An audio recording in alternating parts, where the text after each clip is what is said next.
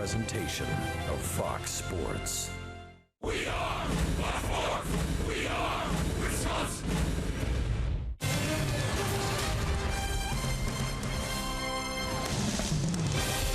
The road trip continues. Day 2 here in Texas, the home of the Texas Rangers, Globe Life Park in Arlington, Texas. It's the Brew Crew and the Rangers tonight. Second game of this 3-game series. And how about Jonathan VR? 3 hits last night, hit 2 home runs. He has 18 for the season now. Drove in a career-high 5 RBIs. Meanwhile, Carlos Gomez, the former Brewer, 3 doubles, 4 homers in his last 14. He did some damage against his old club last night. Hi, everybody. We welcome you from Texas. Great to have you with us here tonight. Brian Anderson alongside Bill Schroeder. And our reporter today is Sophia Menard. Well, we're running out of superlatives here with Jonathan VR. And, Rock, I guess we're at the point now that there's less than a week to go on the season. We can't even say he's hot anymore. He's just a really good ball player. Yeah, he's having a terrific season. Nobody really anticipated what kind of year it was going to be for VR or how long he was going to be at shortstop with Orlando Arcia waiting in the wings. But, you know, just when you think this guy has emptied his tank and he doesn't have much left, he's going to come up with a big home run game like he did yesterday. He's going to have 18 home runs right now, 59 RBIs. He's already going to lead the league in stolen bases, but 2 more home runs. He's going to be in rare company, and who would have thought amongst a lot of players for the Brewers this year had been a big surprise. I think you put Jonathan VR just about at the top of that list. Well, and just to give Jonathan VR's season some historical context, look at these names. We're not saying VR is as good of a player as these players yet, but he's trending that way. And for the first time since 1990, we might have a player who has a 20-homer season and a 60 stolen base season. Last time it was done, Ricky Henderson. These are 3 greats. You got a couple of Hall of Famers in there as well with Ricky Henderson and Joe Morgan. That's how fantastic VR has been. Well, the Brewers continue to play well on the road. They have won 11 of their last 16 away from Miller Park. Day 2 against the Rangers. Lineups in the first pitch coming your way next.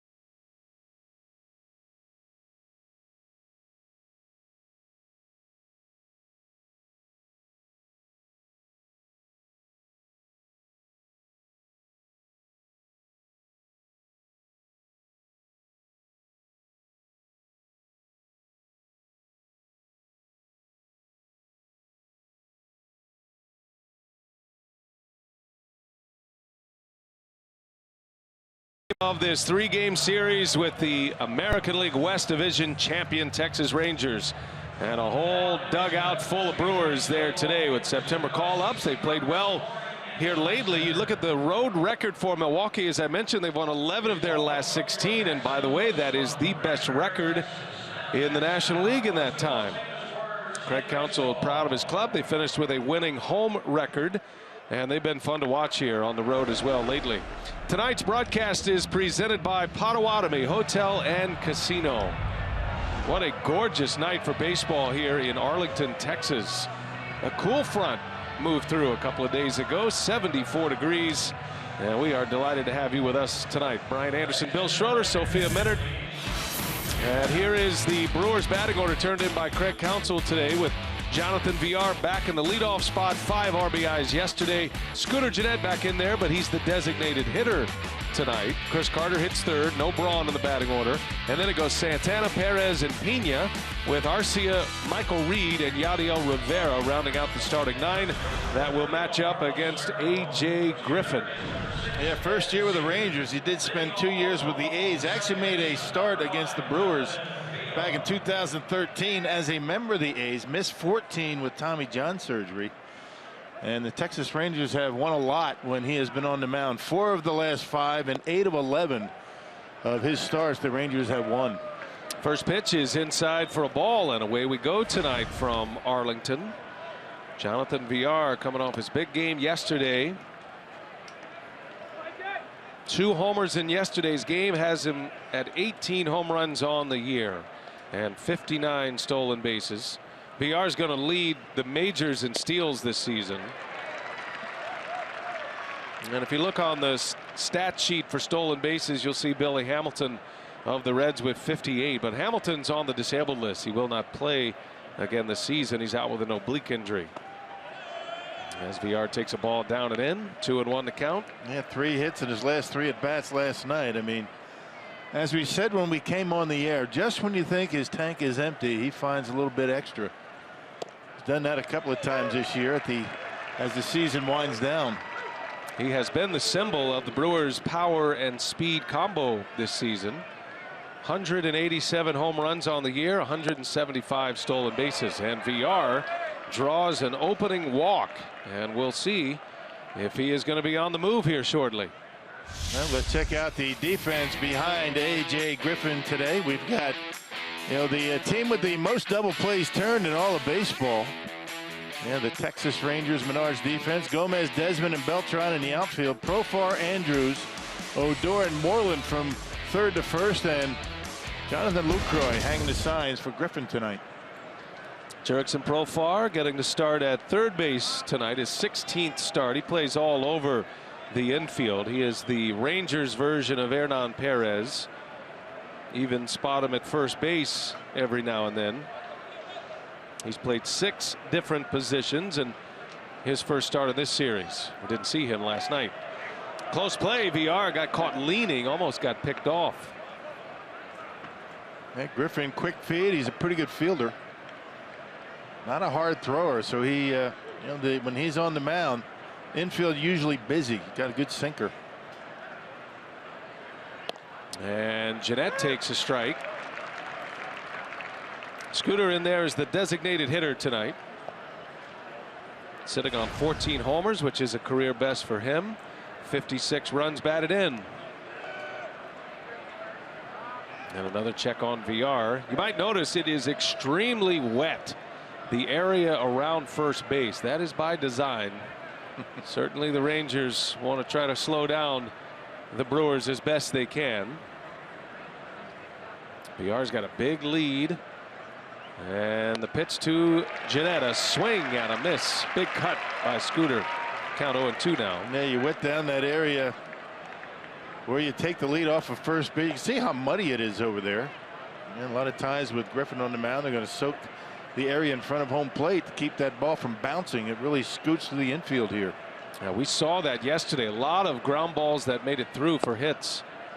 And it was really firm in front of home plate. I think you're right. Tonight there's a little extra water on that area in front of home plate. We'll see how it plays as it dries out tonight. Yeah, it'll dry out. It doesn't take long. Normally it doesn't take long here anyway, but it's about 80 degrees, and I think the Brewers caught a break with the weather. Jeanette swings and misses. Down he goes. First out for Griffin is a strikeout. Well, this could be the last start for A.J. Griffin. He knows he is vulnerable to be on the postseason roster, and if he pitches out of the bullpen in the postseason, the Rangers know they're headed to the playoffs, winning the division. They've got a best-of-5 series coming up against somebody, as Chris Carter swings and misses. So for A.J. Griffin, there's a lot on this start here tonight. He has not pitched well lately. He actually pitched against the Angels in his last start with an upper respiratory infection and lasted only an inning and 2/3 last time, Rock. And his last 9 starts, an ERA over 6. Yeah, but I mentioned that the Rangers win a lot when he is out there. I mean, they've won 8 of his last 11 starts. So although he has struggled a bit, this is an offense for the Rangers that can make up for it. That inning and 2/3, he gave up 3 runs, but the Rangers able to come back. Has one career start against the Brewers way back as a member of the Oakland A's. That was 3 years ago.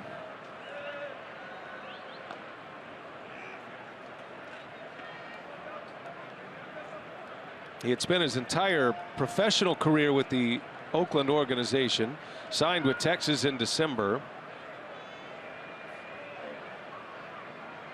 VR with a big lead. He starts, then stops, and Griffin steps off and spins. He does a good job to Griffin not balking right there, because I think VR trying to guess, trying to read the move and trying to anticipate him taking that baseball, taking a pitch to home plate, but he's able to get back. Such a disruptive force out there at first base is VR. Now he does get picked off or caught stealing a lot. He leads the league in times caught stealing, but he also leads the majors in stolen bases as well. Rajay Davis of the Indians is the American League leader in that category with 42.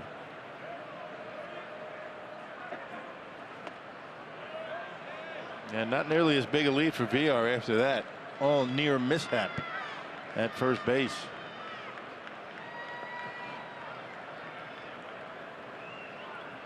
Trying to get the mud out of his spikes, caking into his cleats. And VR bouncing off first base, and Griffin steps off again, and that's a balk. Yeah. Turn to the right, and VR does take second base on a balk. Yeah, he was able to compose himself. Was Griffin the first time, stepped off and then made a move. Jeff Bannister, the manager, not happy with this call. Let's see, does he step off first? Yeah, he flinched with the front foot. Did you see the front leg? The knee flinched before he stepped off. That's a pretty ticky-tack, but he did move that front foot. That is Jim Joyce, the first base umpire. It's not even Bob Davidson, whose nickname is Balking Bob Davidson. There's a wave and a miss by Carter. 3-2. Slow breaking ball from A.J. Griffin. There's Jim Joyce, who is also the crew chief on this 4-man umpiring crew. He's been out a long time. Jim Joyce, big league umpire. Full count to Carter, and a swing and a drive into left field, and that one is going to fly. A home run for Chris Carter. Boy, Carter on a 3-2 pitch just launched one out of here with a flick of the wrist. And just like that, the Brewers have a 2-0 lead, striking early tonight in Arlington. Yep, and Chris Carter trying to close in on that home run title. Now one behind Arenado. That was a curveball. And nice easy swing. He didn't really get all of it, and able to line it out of here just over that high wall and left. Number 39 for Chris Carter gives him 91 RBIs As Santana fouls it away. It's going to be an interesting series to close out the season in Colorado. Arenado and Carter. Arenado with 40 on the year. Carter joins Chris Bryant with 39. And Santana fouls that one away. Well, you like to see runs early, no question, especially without Ryan Braun in the lineup tonight. A big bat the Brewers are missing. Braun's out with a bit of a sore wrist. Also a bit of a maintenance day for Ryan. And there's a wave and a miss. Santana strikes out for the second out. Both outs are K's. There's Ryan. Could be available to pinch hit. But if you can get to the finish line without needing Ryan Braun, you'll be set up a little better for tomorrow's finale of the series. Well, and if he doesn't play tomorrow, got the team off day on Thursday, maybe see him in that last weekend series against the Rockies. Hernan Perez takes strike one. Starting in center field tonight, Hernan. He was the first baseman last night. That's a rare combo, center fielder slash first base option. Yeah. He's played 7 different positions this year. Pops this one up, foul territory. And it's going to be close. It's coming back and caught just in front of the Rangers dugout. And the inning is over, but the Brewers strike early. VR walks. Carter launches one out. 2-run shot, number 39 for Chris Carter. And the Brewers are up 2-0.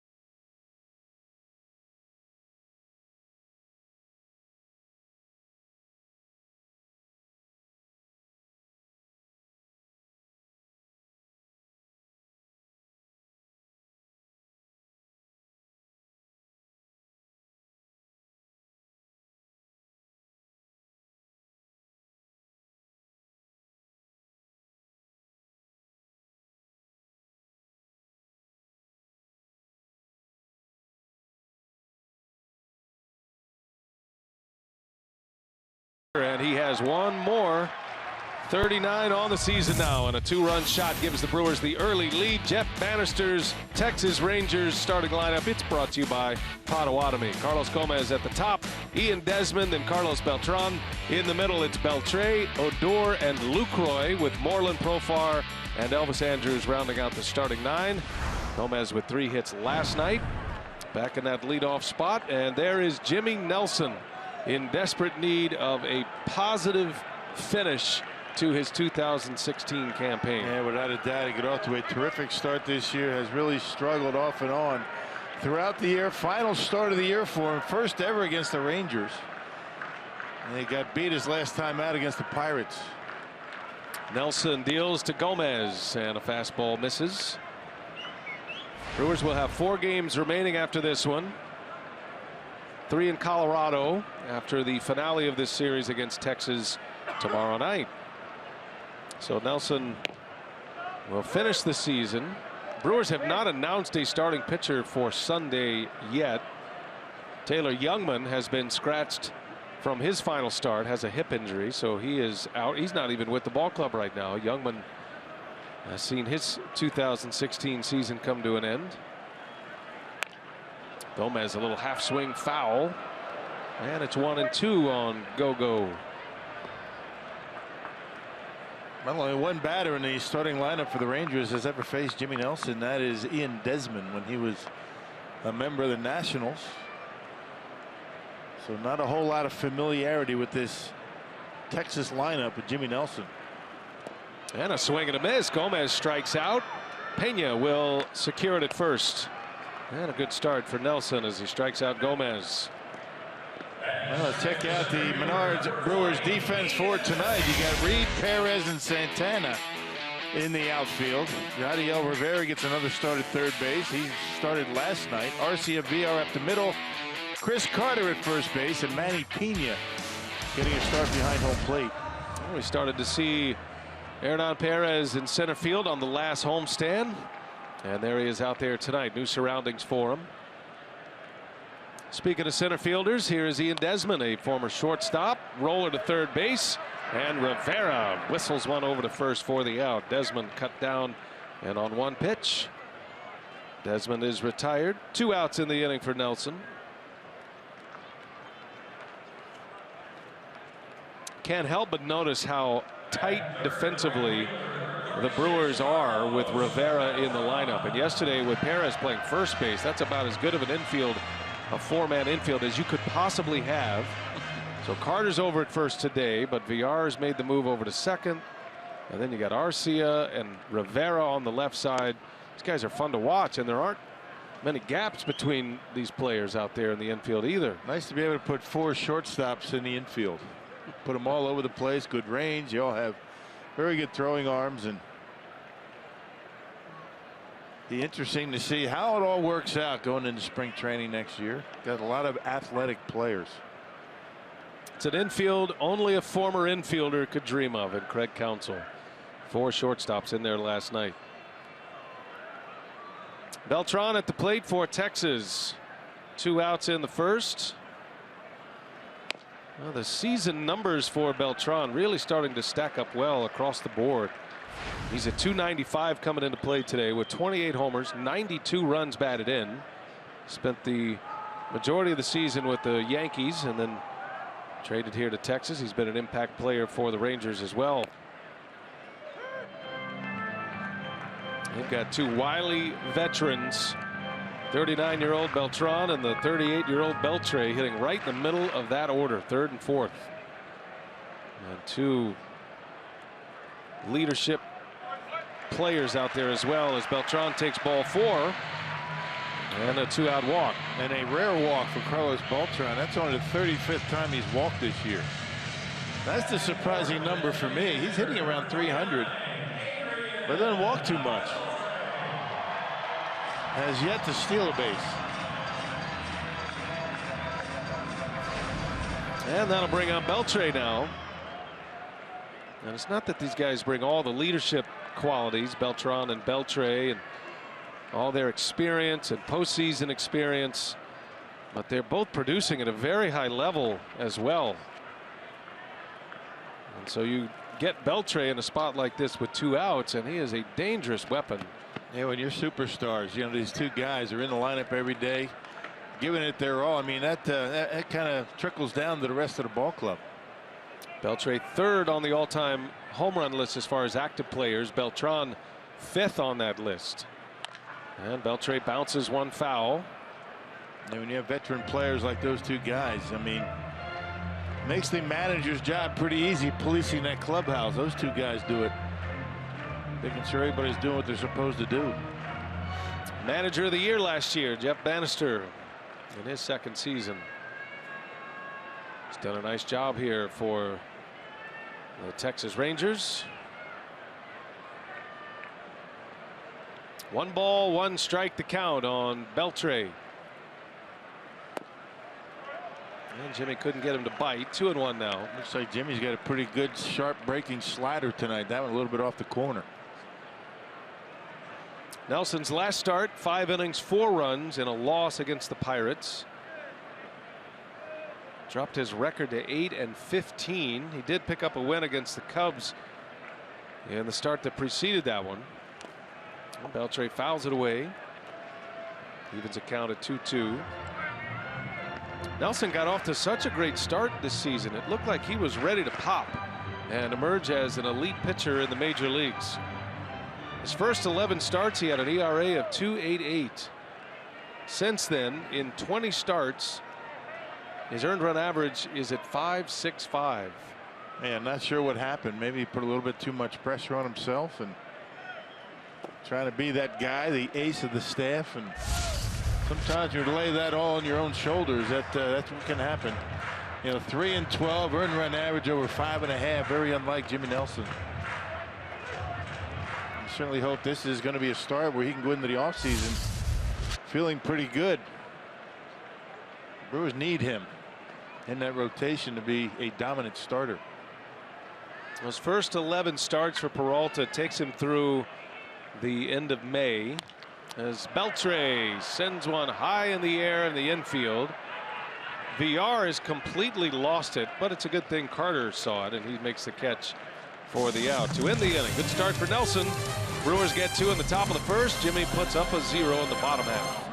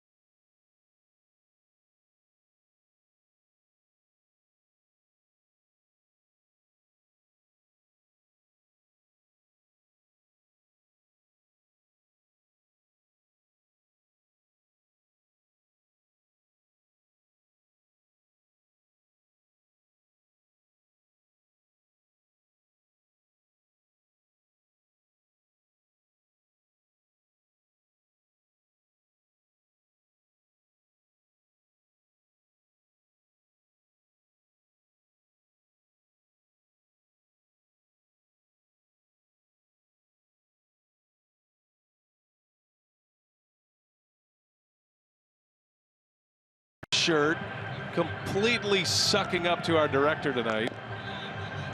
Jiminy Christmas, Steve, you're such a suck up. Oh, I know you don't like him.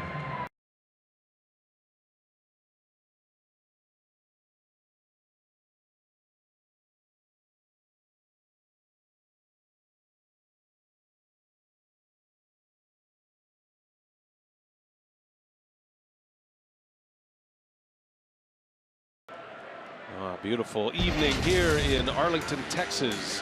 Road Warriors. Brewers have won 11 of their last 16, scoring over 5 runs a game, averaging nearly 2 homers per game as well. This has been a fun show to watch. And the Brewers have not been a very good road team for most of the season, but all that has turned around since the 3rd week of August. What gives, you think, partner? Yeah, you think, and you think about the teams that the Brewers have been playing. I mean, the Cardinals, the Cubs, they took 3 out of 4 from the Cubs at Wrigley Field, and winning the game. And yet you hear yesterday against the division leader. Manny Pena sends one way back left field. There goes another one.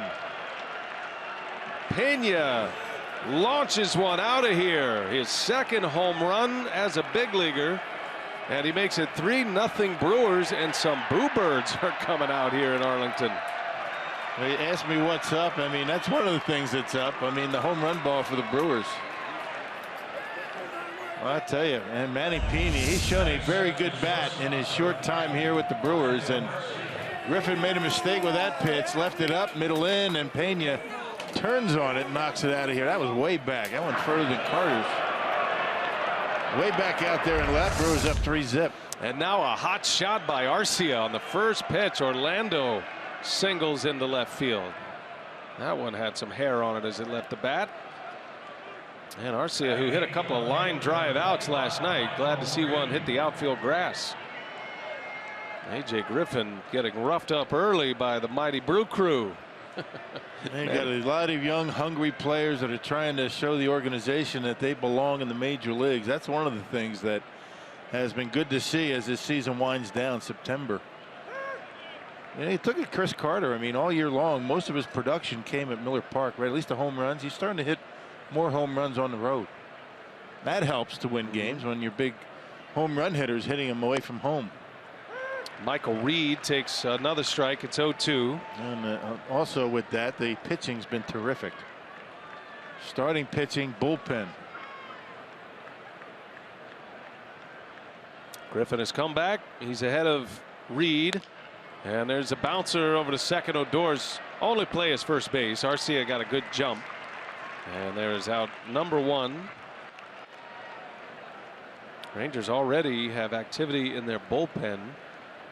And they're not going to waste much time with A.J. Griffin if he doesn't have it here tonight. Mendez is already throwing, and Rock, this is a huge window here for Texas. They've already clinched their division, but they're essentially in a dogfight with the 3 division winners, the 2 others, the Indians from the Central and the Red Sox from the East. Fly ball to right by Rivera. Arcia is going to tag. He'll stop. And the second out of the inning, and Arcia will remain at second base. So here's what it looks like. There is a legitimate shot for the top 3 division winners to have the home field, and they're all gunning for it right now. They're all going for it. Boston had that 11-game winning streak. They're back in action tonight. Texas does own the tiebreaker over both the Indians and the Red Sox if they should all end up tied in some way. So that home field is a big deal because the Texas Rangers first 2 games of this series have thrown their A lineup at the Brewers. And tomorrow they're going to get their ace. Cole Hamels will pitch. That was a to be announced until earlier today. So Hamels will pitch on his regular turn, and he'll get the final game of this series. Back to the top of the order. Here is VR now, who walked and scored. Forced a balk in the first inning. Ended up scoring on the Carter homer.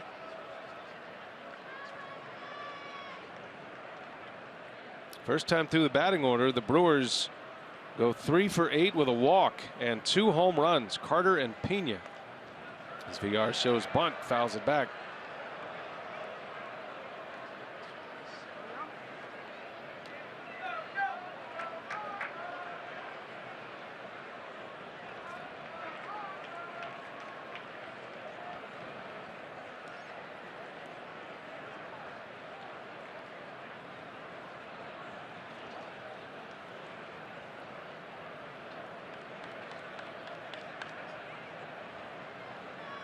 VR had been mired in a long slump at the plate. His batting average had plummeted from around the 300 point down to about 280.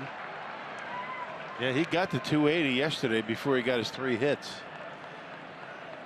Comes in at 283 here tonight.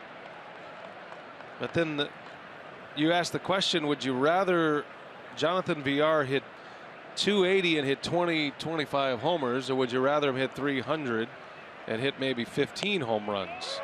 As he takes a called strike 3, and the inning is over. Now Griffin has 3 Ks, but the Brewers have 3 runs on the board. 2 swings of the bat. Carter a 2-run blast to the first, and now Manny Pena gets into the act. He launches one out, his second big league homer. 3-0 Crew.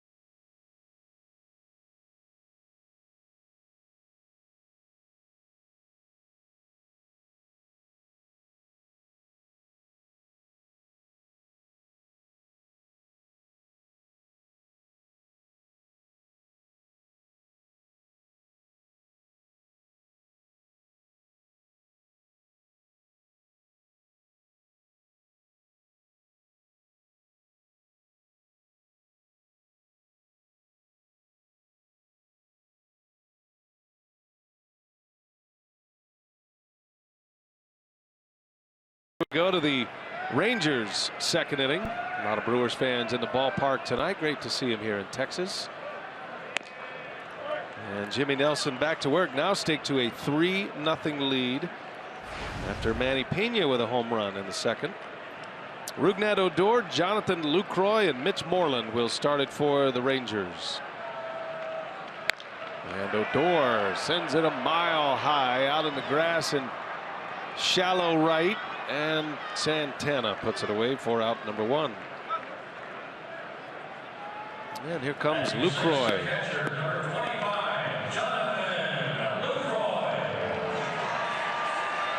What a star he's been here in Texas.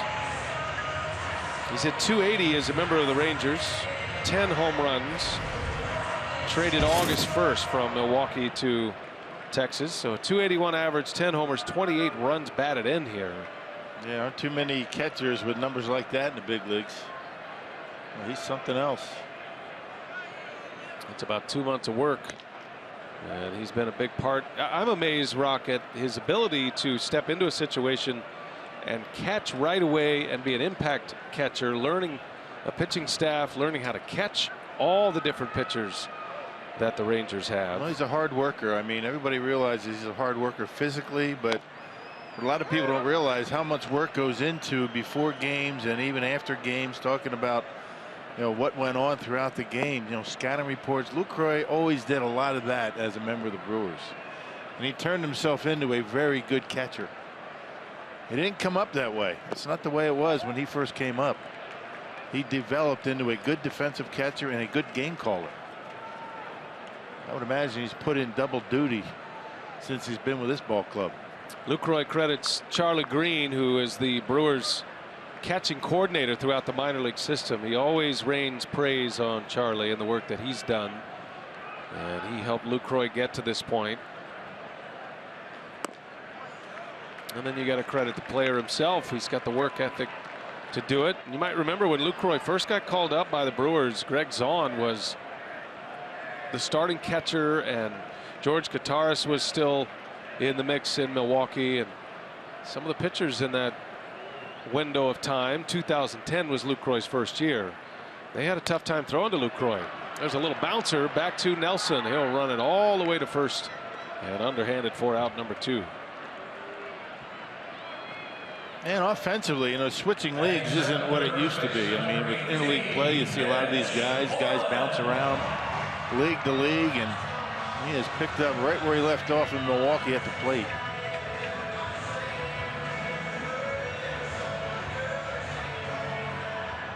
Two gone, and it'll be Mitch Moreland.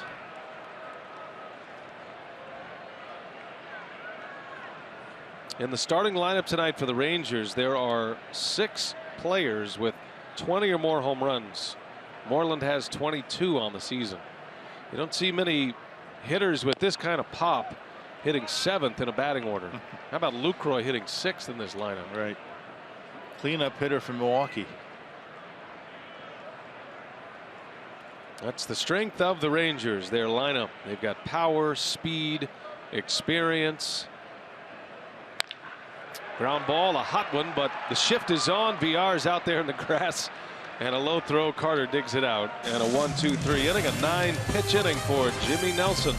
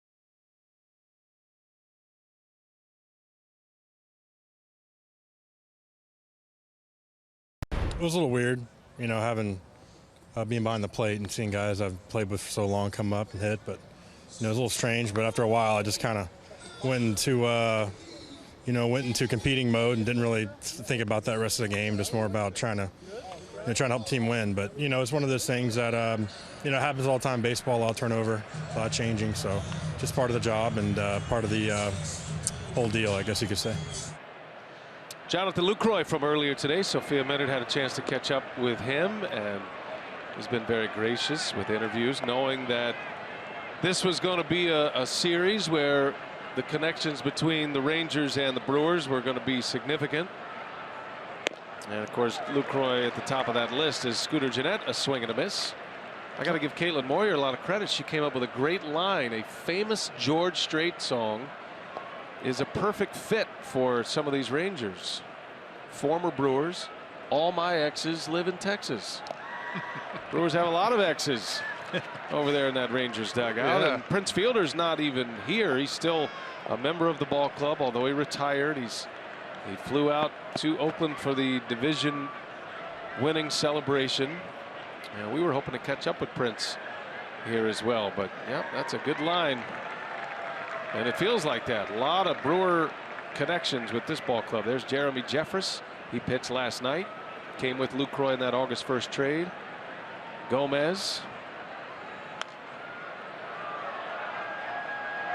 And a lot of them going to be going back to the postseason. That's what it's all about. Carlos Gomez to the Texas Rangers from Milwaukee through Houston. And here with Texas. He couldn't be happier. I saw Carlos before the game today, and he said this is a great clubhouse, great place to play. As Gennett strikes out. Second time he has punched out. First out of the third inning, and the fourth for Griffin. Let's check in with the third member of our team, Sophia Minard. She's got more on the former Brewer connection, especially with Lucroy. Yeah, as expected, you know, there's been a lot of friendly competition and jawing back and forth. And Ryan Braun started a little bit of it back in Milwaukee when he said, well, you know, with Lucroy behind the plate, there's plenty of bases to be stolen. Well, Lucroy got his revenge last night, throwing out Brawny in the third inning. So he said it was fun. He said he was aware of Ryan's comments, and so he made it his personal mission to not let that happen. And said Braun came back up in the next at-bat and claiming that he was safe. But said certainly, he said it's been a lot of fun. It is weird, you know, long-time teammates, now to see them on the other side, but said his opportunity now with the Rangers is great. He's very happy and blessed to be a part of this.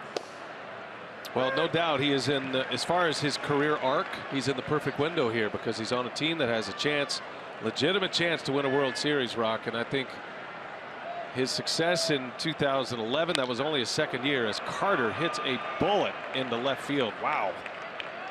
Turn that one around in a hurry. And Carter, who hit a 2-run homer in the first, is now 2 for 2 off A.J. Griffin. And both pitches were on the inside corner. Carter hit the first one out, and then that one hit a line drive into left field. You can see Carter, you know, right, those eyes right down on that baseball, and he makes good contact. He's 2 for 2. Look how easy that swing is, and not a lot of movement in the legs, and swinging the bat well.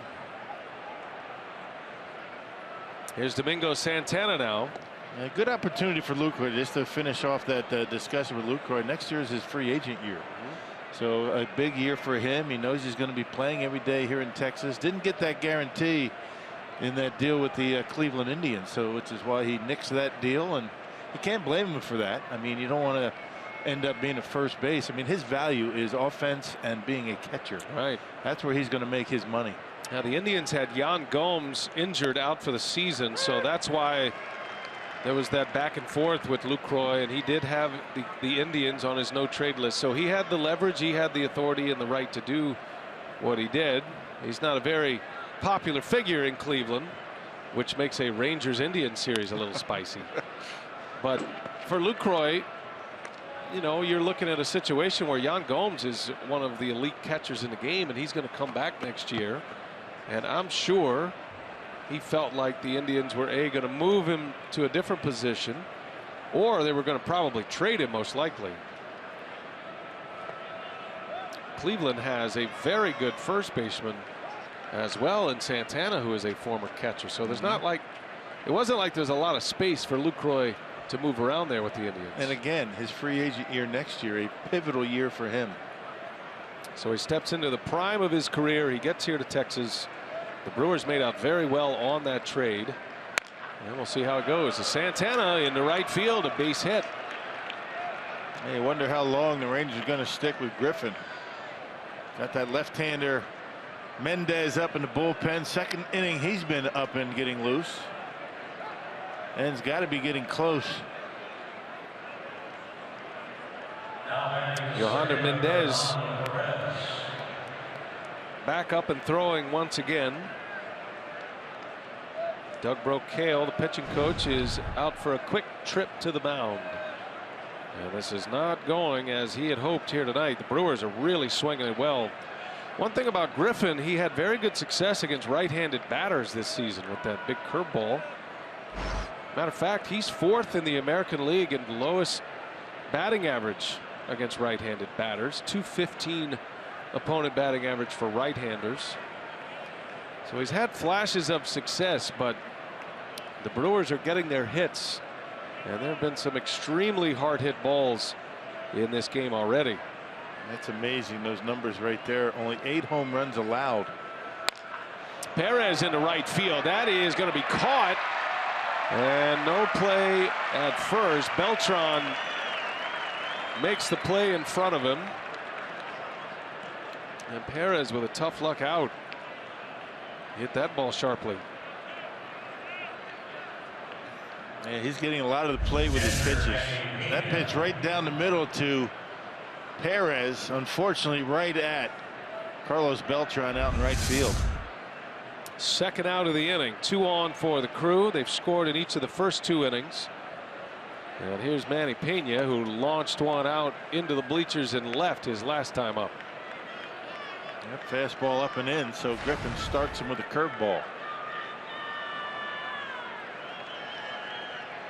Pena homered on August 12th against the Reds. That was his first big league homer. And hit one last inning. I like the way this guy swings a bat. He's got a good idea at the plate. Hits the ball to all fields. I think he's opened up some eyes in his playing time here. Had a good year in AAA. A Pacific Coast League All-Star in AAA. Not known as a big power hitter, but he looked like one right there. Pena sends one deep, Powerball home run number 2 for Manny. Pena hit .329 at AAA Colorado Springs this year. 5 homers, 43 runs batted in. And he takes a strike on the outside corner. 2-2 the count on Manny Pena. Yeah, he might have been looking curveball right there. That looked like a pretty good pitch to hit.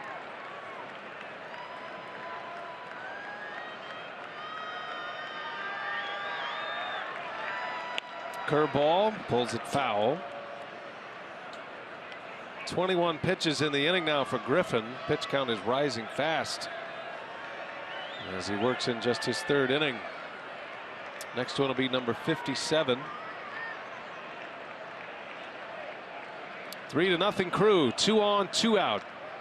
And Pena pulls one foul. Little hesitation on that swing. That pitch almost hit him. Curveball way inside, able to get a bat on it. This will be the 7th pitch of the at-bat. And a 2-2. Pena on a roller out to short. Andrews will secure that one. The inning is over. The first scoreless inning for A.J. Griffin. Brewers get 2 more hits, and they lead 3-0.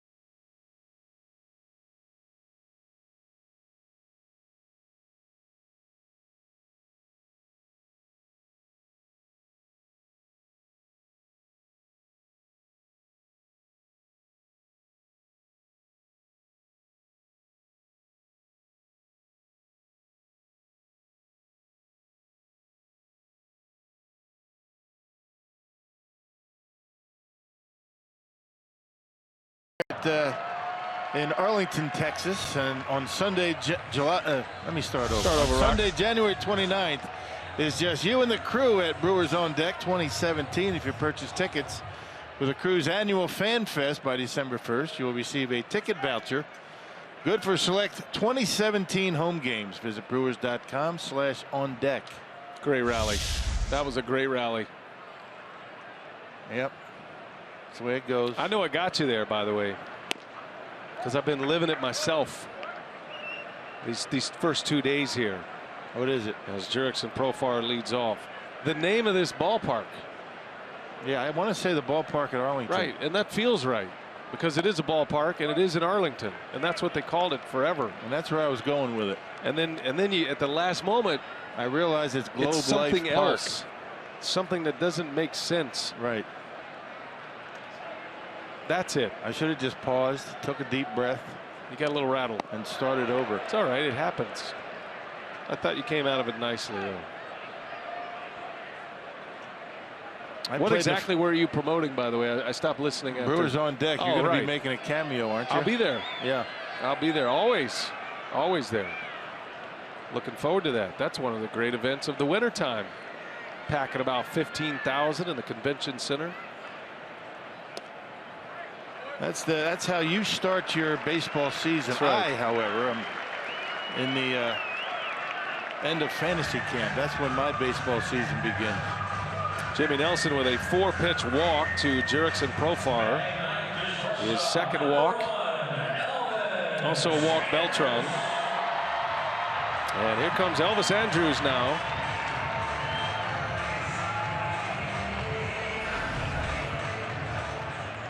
Three hits last night, had a double. He scored twice. Pushed his batting average over 300 with that 3-hit game last night. He's hitting .302, which is 10th in the American League starting play today. And he and Orlando Arcia put a defensive show on yesterday at the shortstop position as well. Two proud Venezuelan shortstops living the dream in the big leagues. Every baseball player, most every baseball player that comes up in Venezuela dreams of playing shortstop in the big leagues. Such a great lineage of talented shortstops. As Nelson misses again, now he's thrown 6 straight balls to start this inning.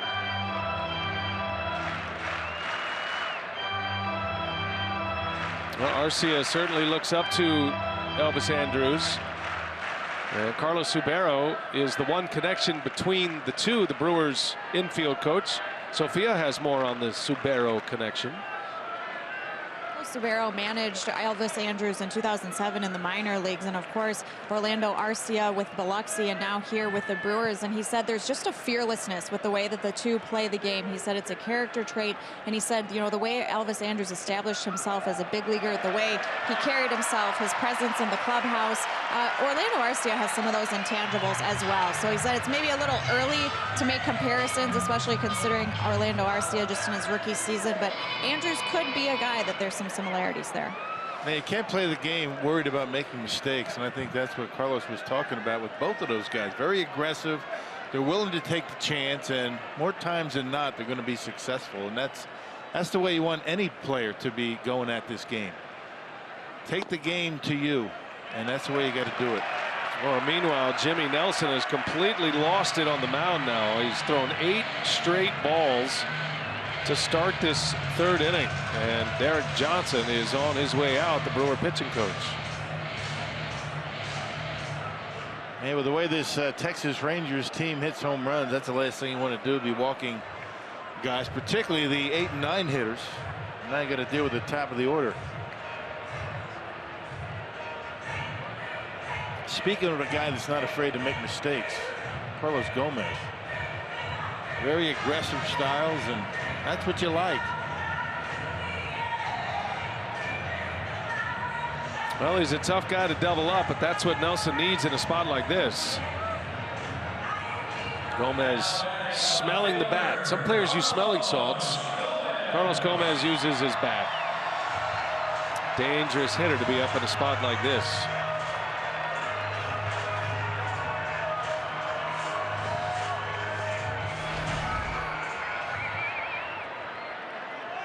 Gomez has 11 homers on the season. It's a down year for him. He had 24 one year with the Brewers.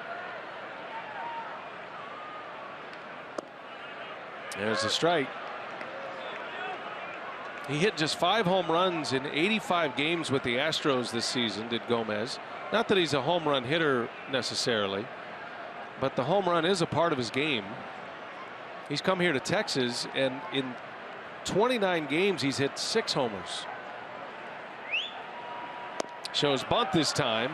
Did he go? They will ask, and he did not. And you just don't know what the reason is. I mean, it just wasn't a good fit for him in Houston. Just never really felt it, and much different here. Designated for assignment by the Astros after they gave up a lot to get him for their stretch run last year. And he has found what he had in Milwaukee here with the Rangers. 2 on, nobody out, and Gomez, just like that, ties this game on a booming home run. And Carlos Gomez has found that home run stroke. 3-3. Number 12 for Gomez, his 7th as a Ranger. Well, 2 walks and a home run, we're all tied. That's what the Rangers do. They hit well with runners in scoring position, and they hit homers. A 1-1 pitch, and Gomez gets all that one. That was a bomb. Second deck up there in left field. A no-doubter. That's one of the longer home runs you'll see to left. So Jimmy Nelson comes out and struggles in this 3rd inning, and how far did it fly? Up there in that 2nd level off the facing of the restaurant out there.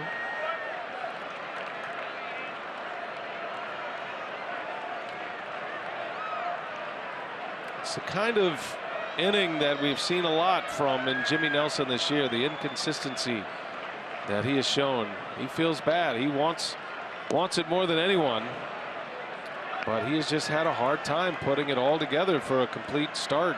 First 2 innings outstanding. Only 1 walk. That was in the 1st inning, and just came out in the 3rd. Just couldn't find the strike zone and paid for it. He's given up 25 homers now this season. Walked the first 2 batters on 8 pitches, and then Gomez with a 3-run home run. Rangers right back in the game with that swing. 2-2 to Desmond now.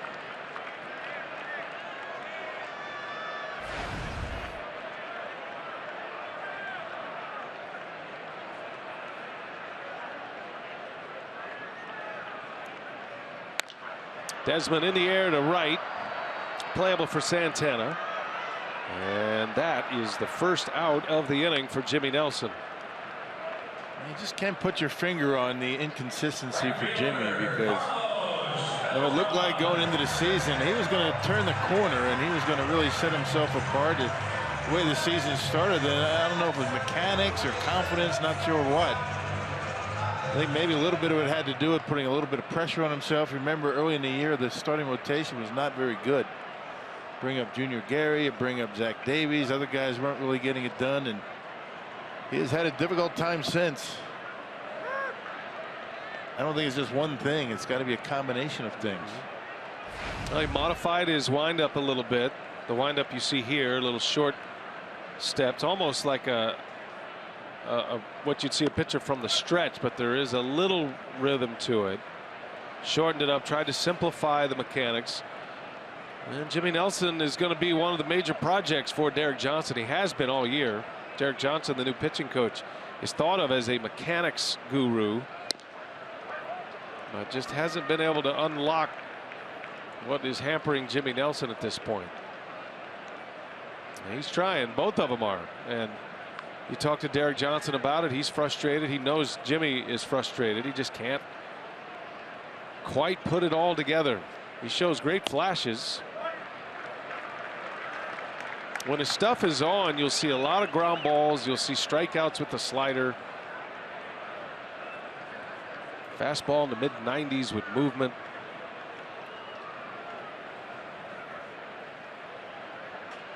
Three balls and a strike.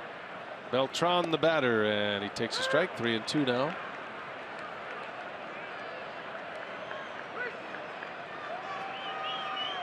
Beltran walked in the first. Nelson had 2 scoreless, giving up that walk to Beltran. There's a called strike 3. Nelson hits the edge, and he comes back with a K. That's 2 pitches that Carlos Beltran takes with a 3-1 count. Very surprising. I don't think he thought Jimmy was going to be able to throw 2 strikes after he got ahead in the count 3. And it was almost like, I'm going to take this pitch because it's not going to be a strike. And it was basically down the middle of the plate. Yeah, a lot of the plate. 2 outs, and here is Beltre now.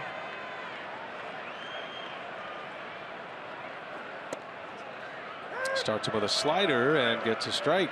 Beltre disagreed. Right at the top of the strike zone. Not a great place to leave it with this guy at the plate. No.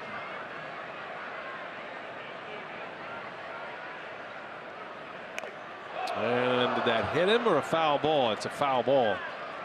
That's a break for Nelson. Now it's 0-2. He's got that close stance and dives toward home plate. That one almost got him. That's why they pitch him in, but he's very good on inside pitches.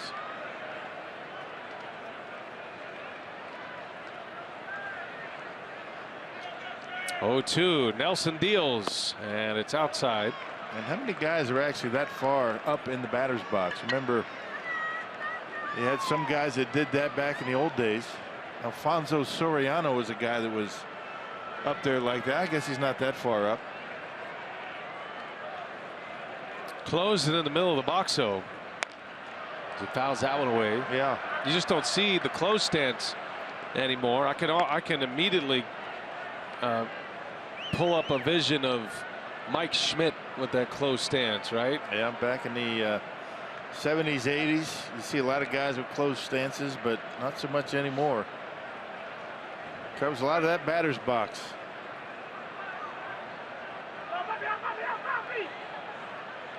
It's 1-2 now. Nelson trying to get through this 3rd inning. 3 runs are in on a 3-run homer, and Beltre into center field. Got jammed a little. And Perez will put it away for the final out.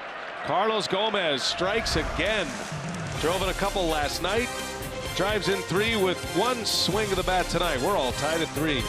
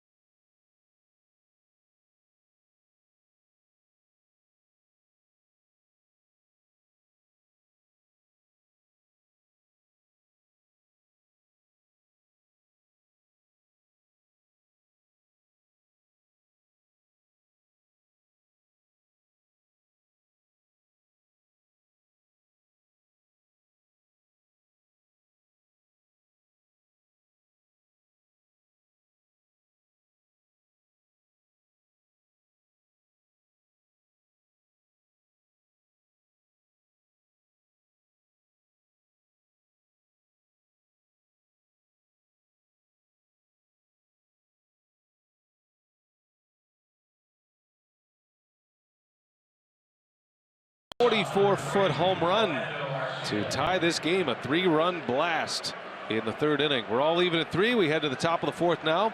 Our Carsoup.com trivia tonight. Who are the 3 players in Brewers history to hit 50 doubles in a season? That's a good question. One of them's playing for the Rangers. So brand new ball game now, all tied at 3. A.J. Griffin back to work, and Arcia will lead off. Arcia swung at the first pitch his last time up, singled sharply to left field. Brewers have 5 hits in this game. The Rangers have 1. It was a 3-run homer, making the most out of it.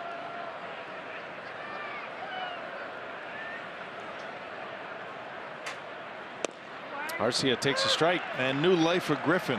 Boy, he was maybe a base hit away from coming out of this ball game. Now the Rangers have tied it up for him. Back to even. And a line shot into right center. A base hit for Arcia. Makes the aggressive turn. And he'll retreat to first. He's had a good night. He's hit the ball hard twice. And he's 2 for 2. Lead single here in the 4th for Milwaukee. And not a bad pitch to Arcia. It was down around the knees. Watch him go down and get it. We've seen him do this a number of times. Nice easy swing, levels off that bat. And that was a bullet right over the head of Odor. It had some rise on it as it got to the outfield. Hit that one hard.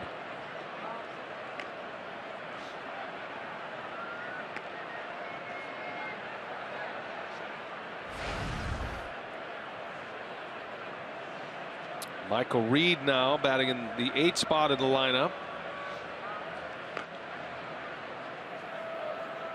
Michael is from Cedar Park, Texas, which is in the Austin area. And Reed has a lot of friends and family here in the ballpark tonight. I saw him at the batting cage. I said, Michael, it's about a 3.5-hour drive to his hometown. I said, do you have anybody here watching you here at the game? He goes, are you kidding me? And he turned around and he pointed, and there's a giant group of Team Reed standing watching batting practice. Right back to the mound. Griffin goes to second. Out there. Odor's throw to first in time. Double play. 1-4-3 double play. Pretty good turn by Odor. I mean, a little bit off balance. He threw it flat-footed. Very athletic. No team in the big leagues turns more double plays than the Texas Rangers, and you can see why right here. Watch the athleticism of Odor. I mean, flat-footed, going away from first, and still able to get enough on the throw to get Michael Reed, who runs pretty well. Got him by a step. So 2 outs. Here is Rivera now.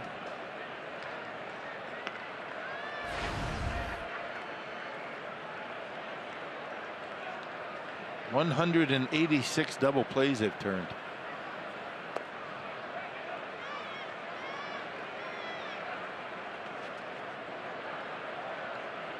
Yeah, not even close, right? They're going to run away with that mark. It's kind of a double-edged stat there, double-edged sword, because part of the reason they turn so many double plays, they're very talented. They're middle infielders, slick fielding infielders, but they also have a lot of base runners by their pitching staff. Yeah, 3rd worst earned run average in the National League. You might think that might catch up to him in the postseason. There's a shot gloved by Profar, and Rivera is out. Boy, Rivera hit that like a bullet. Profar makes a nice play. That's a 9-pitch inning.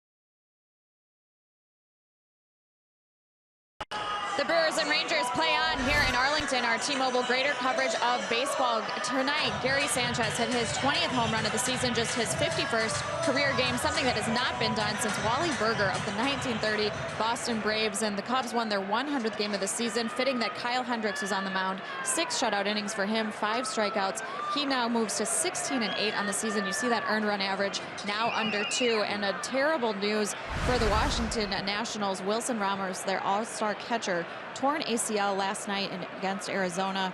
And as the Nationals deal with injuries to Bryce Harper, Daniel Murphy, Dusty Baker had the best line. He said, "There's never an opportune time, but this was the most inopportune time to have an injury to their all-star catcher." Yeah, that is a major loss. They do have Jose Lobaton, who's played in the postseason before, but not near the talent that Ramos is this year, as Odor flies into left field, and that'll be playable. Michael Reed makes the catch for the out. One away for Jimmy Nelson here. Yeah, a lot of injuries for the Washington Nationals, as you mentioned, at the worst time. I mean, you know, these guys are probably going to come back, you know, some of them, but, you know, they're missing a lot of playing time. And you figure when they come back, it's going to be postseason or very close. And you wonder how sharp they're going to be. Tough break for those guys. To lose your starting catcher at this point of the season with basically 5-6 days left, games left for teams, you can't replace them. You can't go out and make a deal. You have to be on an active roster by September 1st. So it's just a devastating injury for a guy who handles a pitching staff, who hits.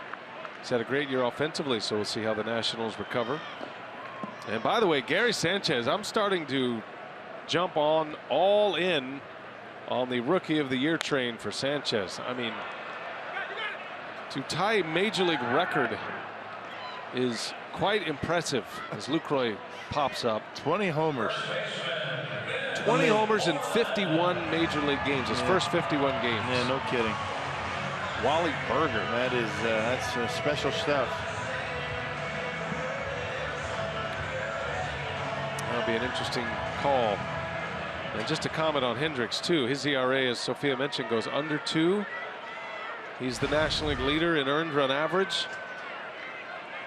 And if you're Joe Madden, is he your game 1 starter in the postseason? He has a legitimate shot and probably should at this point win the Cy Young Award. He's got 3 #1 starters. He sure does. And his number 4 starter's not bad either, in John Lackey. Yeah. Cubs are a juggernaut, but they're going to have to deal with the burden of expectation when that division series begins in the National League, and I think that is their greatest opponent right now. Yeah, the pressure that they have resting on their shoulders. I mean, anything short of winning a World Series is going to be a major disappointment in Chicago. Mitch Moreland takes a strike, 2-1 to count on the big slugger. He grounded out first time up, hit one hard, but into the grass in right field in the hole. VR is there. The Brewers put 3 infielders on the right side. He is the ideal shift candidate at the plate, Moreland. Pull hitter on the ground.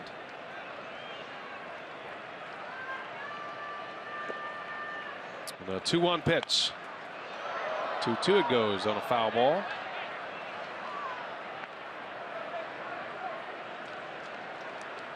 I don't know how close it got, but Mitch Moreland's name kept coming up in a lot of trade scenarios with the Brewers. And it's been that way over the years. Yeah. He seems to be the hot name.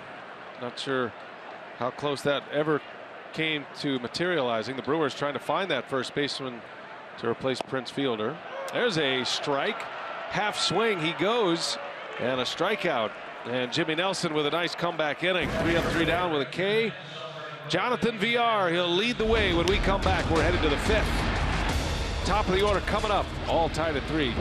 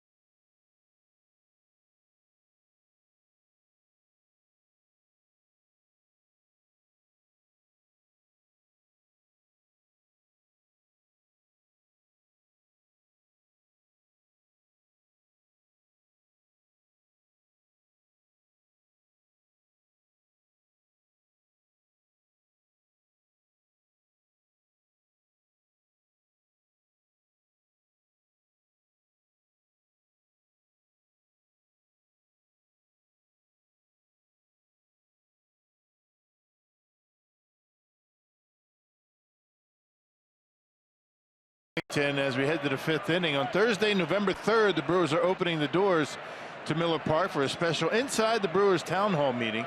All fans are welcome to attend and participate in Q&A with the Brewers executives David Stearns and Craig Counsell and Rick Schlesinger. Visit Brewers.com for more details. You're going to be there. I'll be hosting that event as well. You're everywhere. Where are you for all these things, Rock? As VR lines one down the right field line. That's going to get to the wall. VR on his way to second. And he is in with a double, a leadoff double for VR. Kind of surprised he pulled up around second base. I mean, Jonathan VR normally looking to push the envelope, and thought maybe if he kept going, he might have been able to get into third base. But he hits this one hard. There's a lot of hard hit balls against Griffin tonight. That was a curveball that stayed up out over the plate, and VR hammers it down the line. And check it out, kind of pulling up right here. See that ball in the corner. You see him holding on to his leg, perhaps. Uh-oh. Yeah, I saw that too. Yeah, so VR at second base, they'll keep him close. Here's Scooter Gennett now, and he swings and flies one to left. Backing up is Gomez, getting in a position to throw. VR tags and will stop. And a good throw by Gomez. Got a very strong throwing arm. Strong throwing arm, but sometimes not very accurate. That's why you saw VR tag up. He busted it and read the throw. It was a good one, and he went back. Sometimes Gomez can airmail a throw.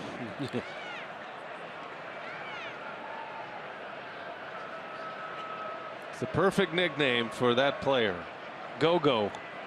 He is always in go-go mode. How about this already early in the game? Well, Chris Carter has 2 hits, including a 2-run home run in the first, and Griffin will issue the walk. Well, when you lead all of baseball in double plays, this is what you do. You set up the double play by walking a red hot hitter and try and turn a double play to end the inning.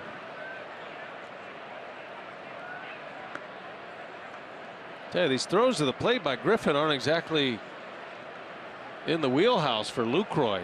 He's had to bounce all over to make these catches. And so Carter draws the walk. They're talking about maybe doing away with the 4-pitch intentional walk. Just wave the runner over to first base. A time-saving mechanism. So again, Griffin pitches with bullpen activity behind him. It's been that way since the 2nd inning. This time it's Claudio getting loose, the crafty lefty.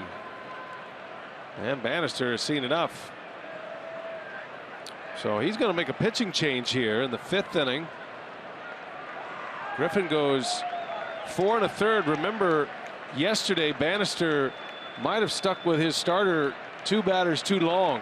And it's not going to happen again. Griffin is out. Perhaps his last appearance as a Ranger this year, at least as a starter. We'll set up the new pitcher when we come back.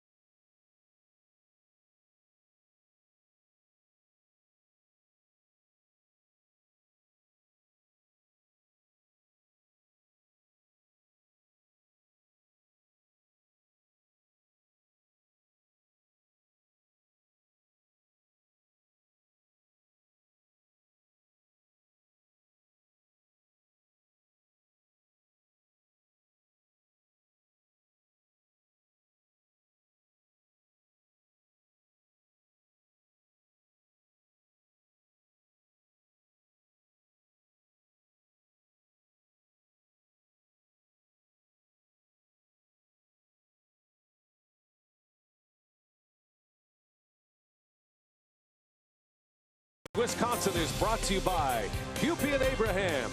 1-800-800-5678. Hupy and Abraham. Tell them you mean business. You know what that is, Rock? Chicken and donuts. Fried chicken and fried donuts.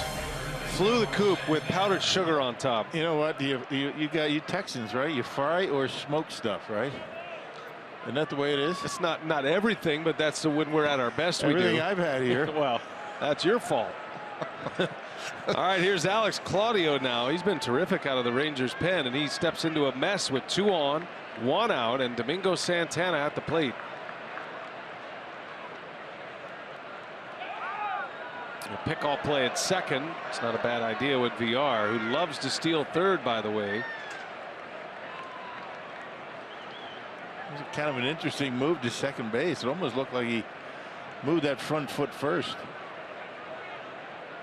VR sitting on 59 stolen bases. Let's see if he wants to run here. Odor's right behind him. Claudio does it with deception. Yeah, very funky delivery. Last pitch on the 24th against the A's in Oakland. We got 5 lefties down in that bullpen. Santana trying to get a bead on Claudio as he floats one in for a strike. Change up at 69 miles an hour. That is a gravity ball he throws.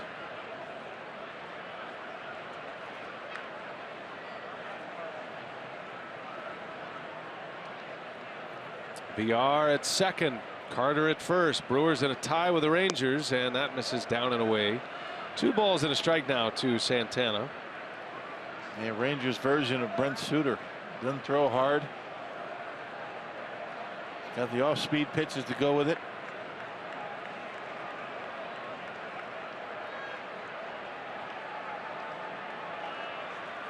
There goes VR. Santana lines one to right field, a base hit. And VR will score easily. And the Brewers regain the lead on an RBI single by Domingo Santana.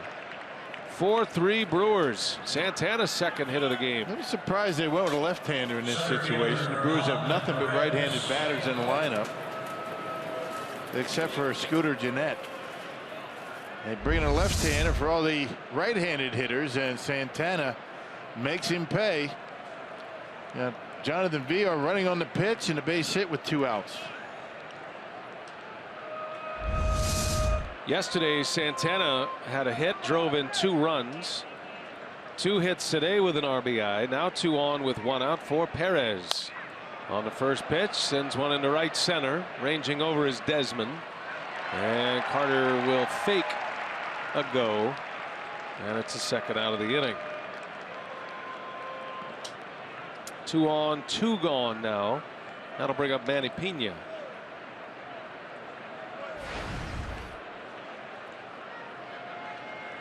The Brewers led 3-0. Had a 2-run homer by Carter in the first, and then a home run by Pena in the second. Carlos Gomez has the lone Rangers hit tonight. It was a 3-run homer in the third that tied the game.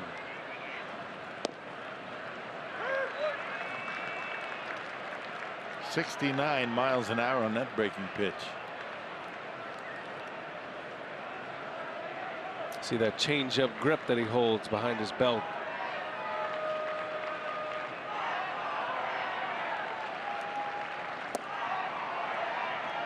That's his fastball there. That's as hard as he can throw it. 86 miles an hour. But he's been a success story pitching under bat speed. Under the speed limit for a major league hitter. Sometimes, you know, you get a big guy out there, all arms and legs coming at you, and he throws it that slow. It's kind of deceiving. You keep waiting and waiting, it just doesn't get there.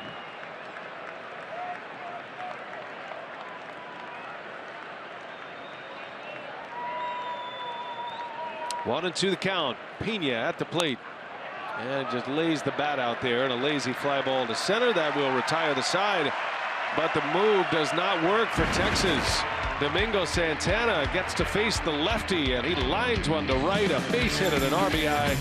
And the Brew Crew back on top in Texas.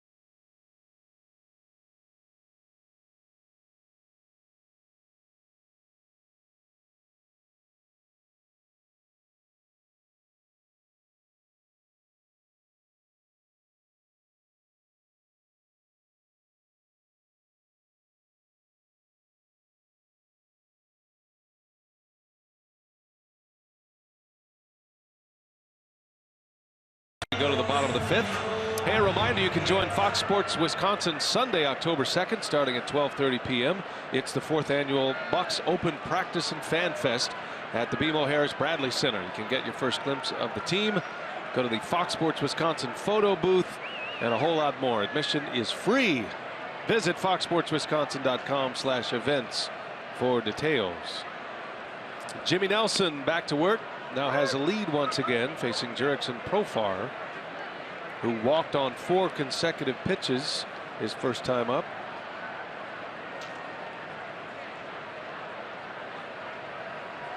Profar, Andrews, and Gomez. First 3 up for the Rangers.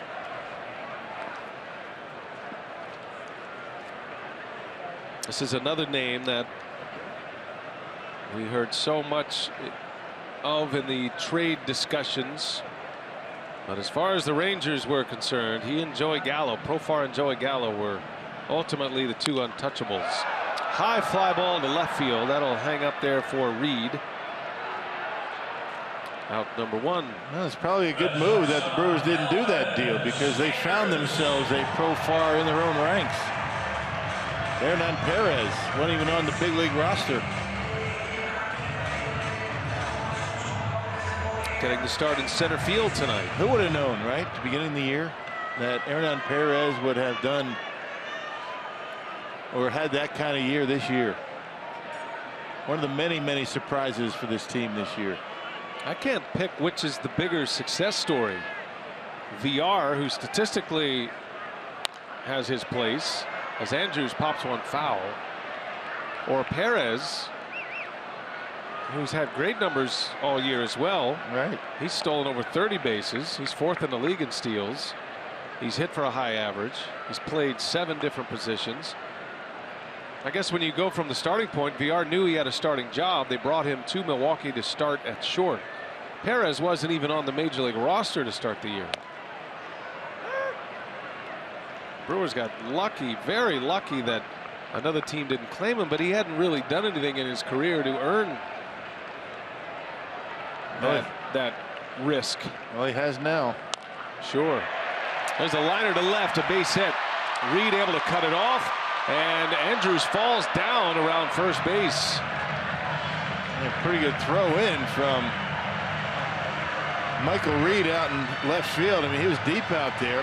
He was thinking about it, taking that extra base. Andrews whistles this one down the line. Reed able to track it down and making a very good throw on one hop into second base. It's good play. Those are small things, but big plays. We talked about how wet it was over at first. They really watered it down before the game tonight, and it claimed another victim. I think Andrews was fortunate that he fell. He might have been thrown out. I agree. Yeah, good call. So top of the order now. Here's Gomez. And he takes a ball, takes a strike, I beg your pardon.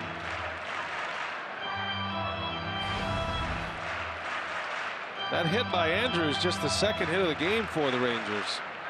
Gomez hit that 3-run homer, the first hit Nelson had allowed after he had walked the first 2 batters of the inning. Up and in. Take you back, 3rd inning. 2 on, nobody out, 3-0. Gomez made it 3-3 with a blast. Left the bat at 110 miles an hour and a 444-foot homer. Yeah, Jimmy was struggling to throw strikes, and he gave one a very hittable fastball on a 1-1 count.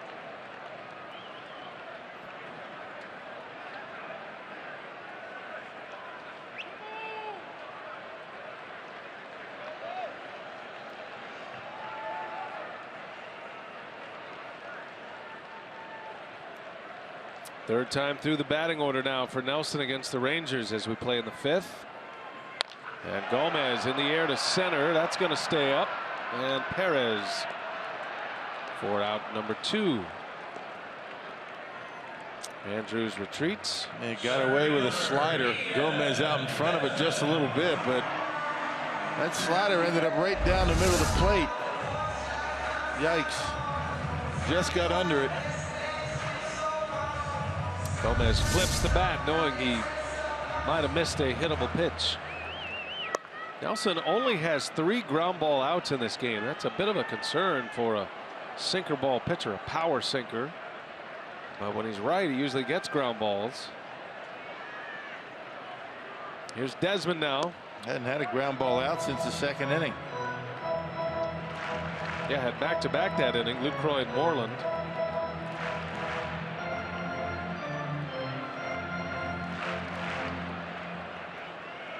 Two outs, 4-3 Milwaukee. Game 2 of this 3-game series against the American League West Division champion Rangers. They hung that banner. They had a little ceremony before the game yesterday. They clinched on the road in Oakland. So before the game yesterday, they hung the banner on the offices out there in center field, and then they raised the flag, their 2016 division championship pennant.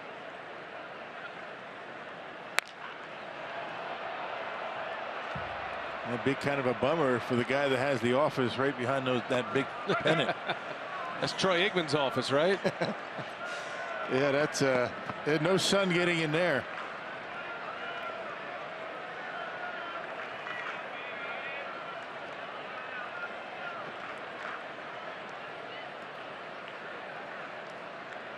Rangers with 92 wins on the season. They are playing hard to finish with the best record in the American League. Right now the Red Sox have that spot by a half a game.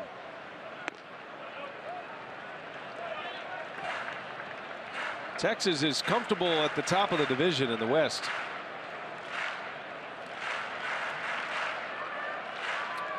Back-to-back years where they have won the division. That's the 4th division title in the last 7 seasons for Texas. There goes Andrews, and a fly ball to right, hit well. Santana going back, and he makes the catch. Domingo Santana with a beautiful running catch. That saves a run. Andrews had started with the pitch and would have certainly scored. Instead, it's an out. Santana with a jib defensively.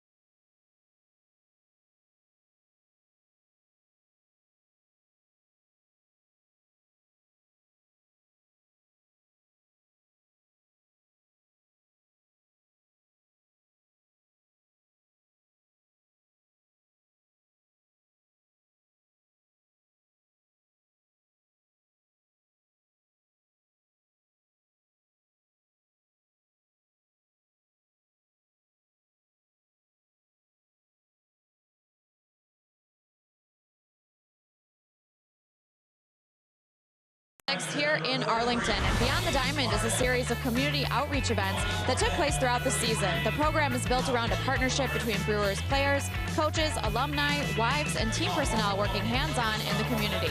The community events were funded in part by Brewers Community Foundation and focus on the areas of health, education, recreation, and basic needs. Good work by all the Brewers' wives and the Brewers players. Scooter Jeanette there having some fun.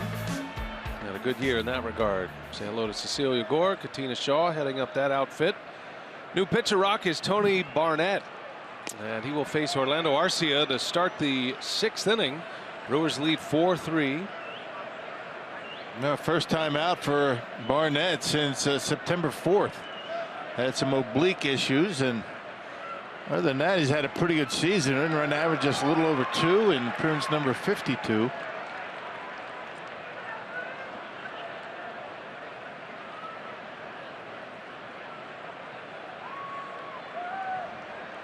Arcia with 2 hits tonight. Single to left in the 2nd, single to right center in the 4th. At the plate presented by Wendy's. And a little hesitation, and Arcia down the right field line, and it is caught. Beltran lays out. What a play that was. A tip of the cap from the Rangers dugout for that one, and rightly so. Yeah, the senior statesman out there, one of them anyway. They would cover a lot of ground. How about the kid swinging the bat tonight? Oh, that's a heck of a play out there in right field. That ball drops. No telling how far Arcia is going to be able to run. That's at least a triple. If that baseball gets by him. Maybe more. Fully stretched out, able to hold on to it. What a play. Arcia robbed. Well, what a good approach by Orlando Arcia. Well, there was a day when Beltran was one of the great outfielders defensively in the game. He won 3 Gold Gloves in a row. Here's Michael Reed. That's a base hit into center field. So Reed singles after that terrific catch by Beltran. I didn't know Beltran still had that in him at 39 years of age, to be honest. That was a heck of a play. And the one thing that sticks out, something you bring up a lot, is when an outfielder dives for a ball like that, you land with your glove first, which is exactly what he did, as opposed to your elbow first, which sometimes can knock the ball free. Yeah, a large part of being a good outfielder is getting a good jump. I mean, obviously, you have to have good speed, quickness. You know, guys we see all the time, but Beltran might not be as quick as he used to be, but he still takes a good route to the baseball, gets a good jump. A man at first for Yadiel Rivera, batting in the 9 spot. Rivera getting 3 consecutive starts now for the Brewers. Hadn't started a game since mid-June until Sunday in the final home game at Miller Park, and he's been in there ever since. He's 0 for 2 tonight. A fly out to right, a ground out to third. The ground out was a bullet that Profar made a nice pickup on a hop. Took a hit away from Rivera.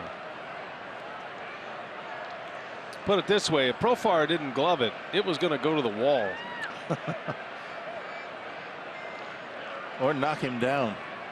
One of the two. Outside for a ball, 2-1 to count.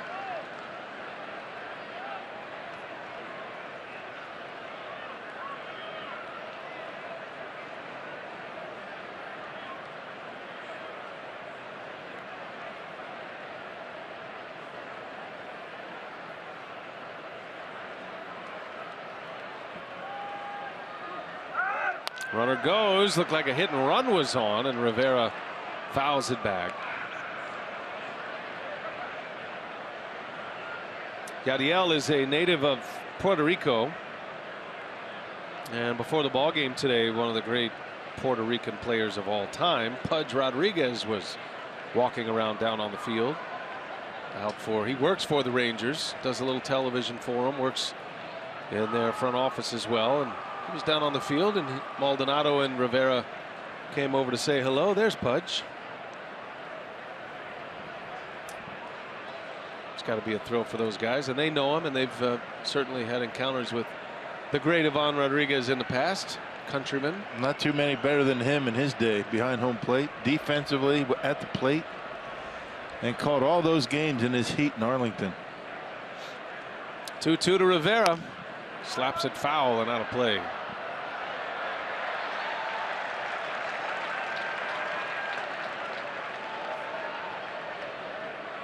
I remember playing in that old ballpark here in Arlington.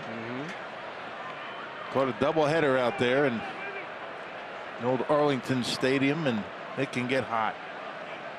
I mean, real hot here.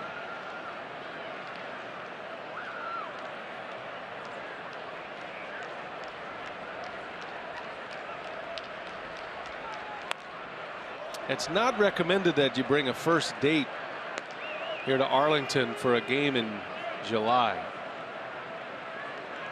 Why is that? Can be an uncomfortable situation. Don't let him see you sweat. That was actually my experience here once. You did that? Yeah. What happened? She married me still. Pitch number 7 coming up. And Rivera takes a called strike 3. Rivera is out. 2 outs in the inning. So it worked out for you. So what's the matter with it? Well, I mean, it could have got real dicey there. It's really hot. It is hot. Really hot. Stifling hot. Top of the order now here is Jonathan Villar. By the way, they're talking about putting a plaque down where your first triple occurred. No, is that right? Yeah, they're talking about it. They're little birdie telling you stories in your headsets now? No, I know that story. Well, just 6 weeks they're going to city council with that. And they're going to city council for a vote to see if they can get a new ballpark approved, which would be right over there in the parking lot in Lot B. Retractable roof stadium.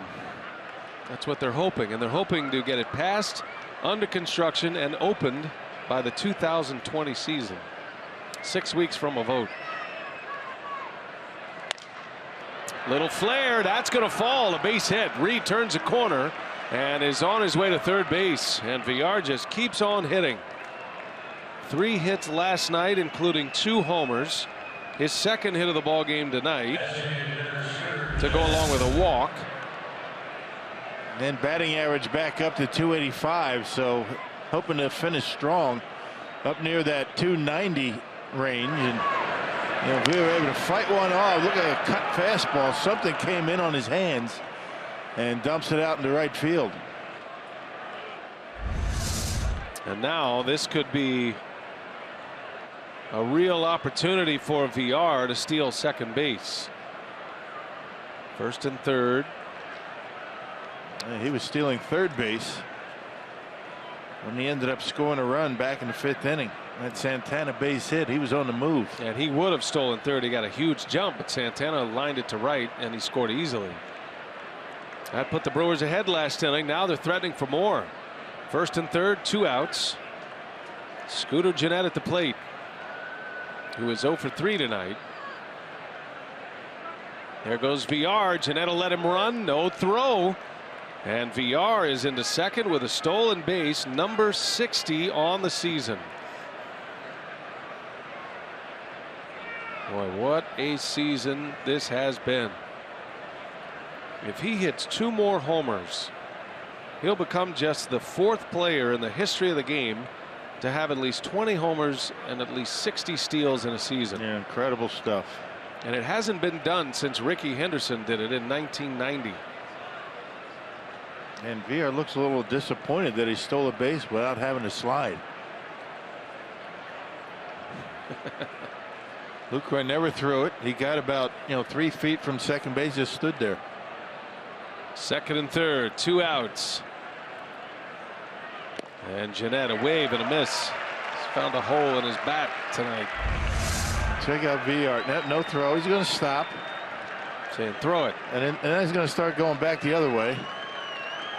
Okay. Was he bluffing that he thought it was a foul ball, or did he really think it was a foul ball?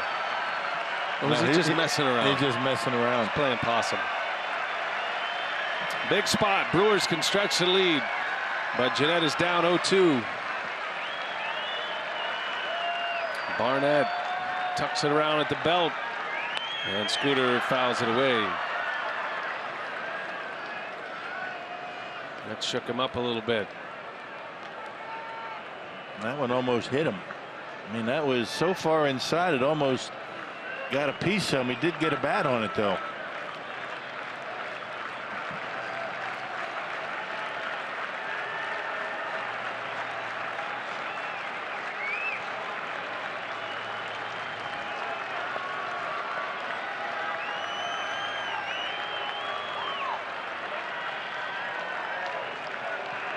Count stays at 0-2. Good speed on the bags for the Brewers. And Jeanette takes a ball. Lucroy leaping in the air to make that catch. You hardly pay attention to things like that. They don't show up on the box score, but there aren't many that make that play. Great athlete. Yeah, not often behind home plate do you have to jump up to catch a pitch.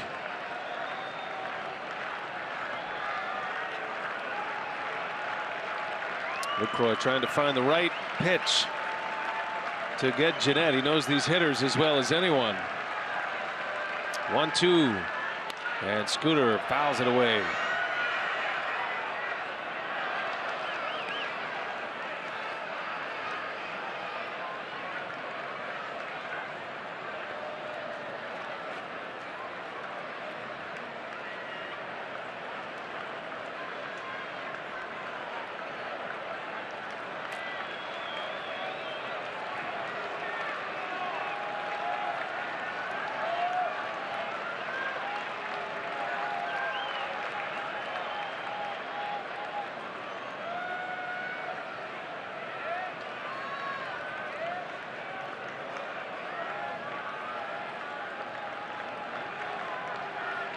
Barnett's been out with that oblique injury in 23 days since his last outing. Second and third, 1-2 the count on Jeanette, and he just missed. 2-2 now on Scooter. Yeah, Lucroy made that one look a lot closer than it actually was. Really wasn't that close.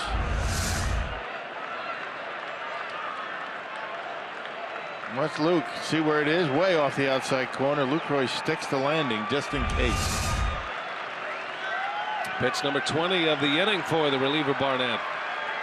Second and third, and Jeanette fights another one off. Good at bat here going by Scooter Jeanette. 7 pitches so far. Barnett spent some time in Japan. He had great success over there, and the one thing that he picked up there and maintains here is that little hesitation move with the leg lift.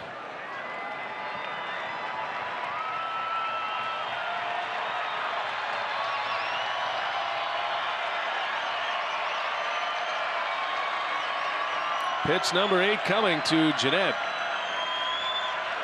and he got him. Good breaking ball, a strikeout to end it.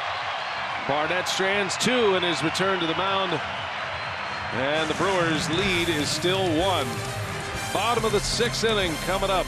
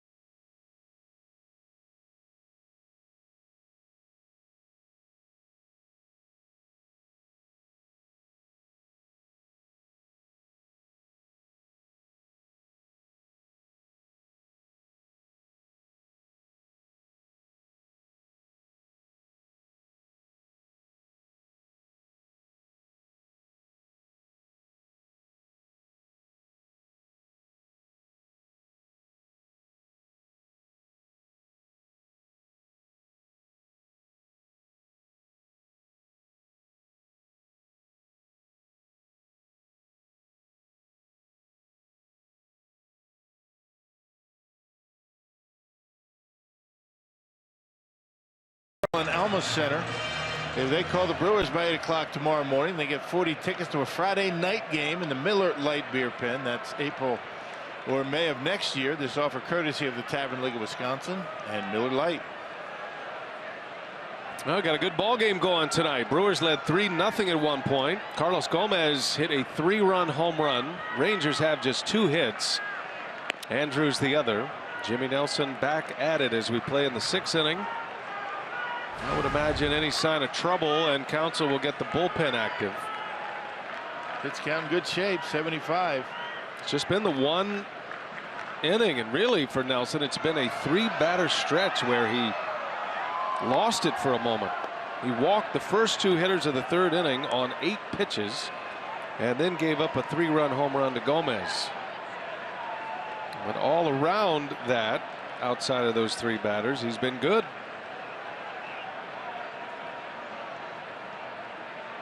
One ball, 1 strike on Beltran after that great catch in right field to rob a hit off the bat of Arcia. Which ultimately saved the run. That would have been at least a triple if it got by him.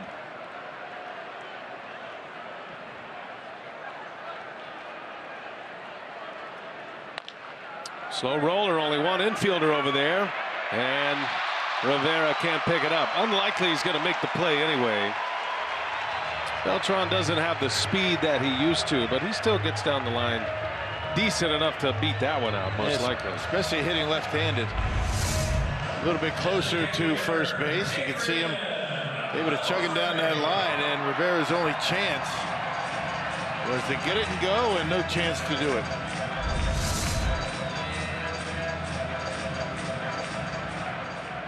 So a hit and a walk for Beltran. And a man on to start the inning. Tying run at first. Here is Beltre.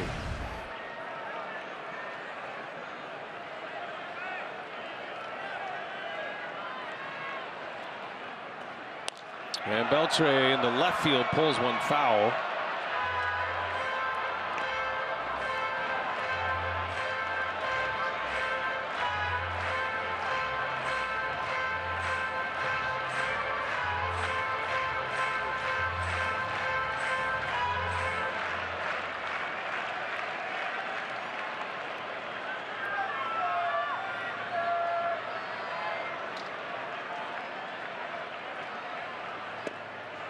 Beltre now in his 6th year as a Ranger.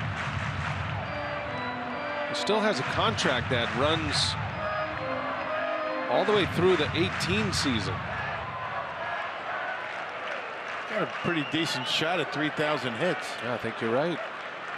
He signed a 6-year deal originally and then had a 2-year extension added onto it. Right now, Adrian Beltre has 2,937 hits.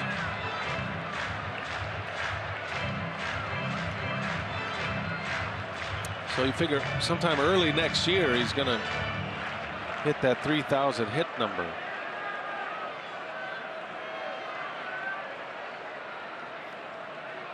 Runner goes up and in. Throw to second base is off the mark. Beltran steals second.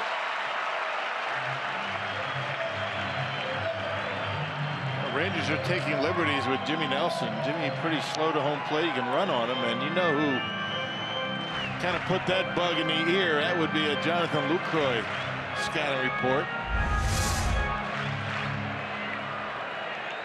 Even Beltran able to steal a base.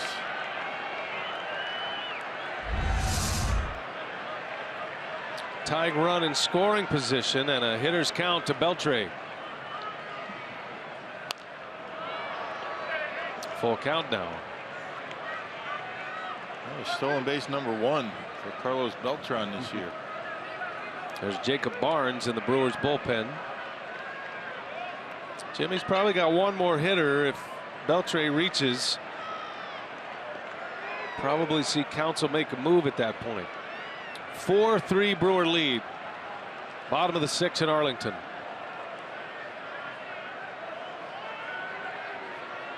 Beltre's 0 for 2 and a pop up and a fly out. He spoils another one foul.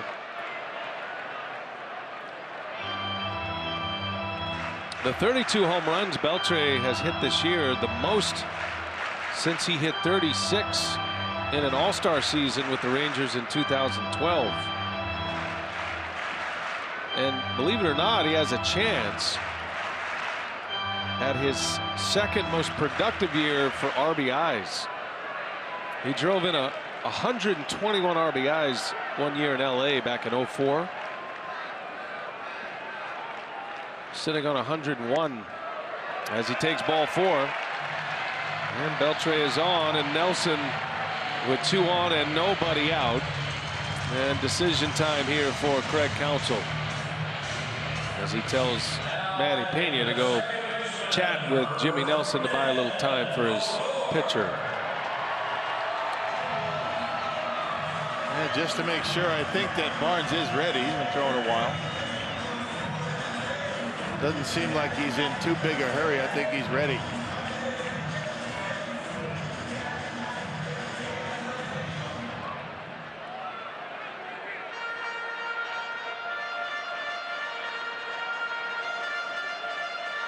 Well, Counsell right now looks like he's in a position to maybe let it ride. Might be wanting to see if Jimmy Nelson can get out of his own mess here. And he will let it ride. So Rougned Odor now a struggling hitter at the plate. 2 on, nobody out. Brewers lead by a run.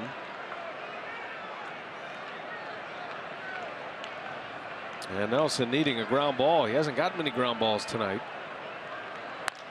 That one's in the air. And on the first pitch, Rougned Odor flies out. Yeah, best case scenario right there. You get the out and base runners have to stay put. Got in on his hands with a fastball. Odor 0 for 3 tonight. Now 0 for his last 21. Here comes Lucroy now. Well, in all his years as a Brewer, the one guy you wanted up in a spot with 2 outs and runners in scoring position was Jonathan Lucroy. And the Rangers are certainly feeling that impact as well. He's been great in spots like this throughout his career. Well, he doesn't overswing. He doesn't strike out a whole lot. And he goes to right field very well. All the ingredients of being good with runners in scoring position, not trying to do too much.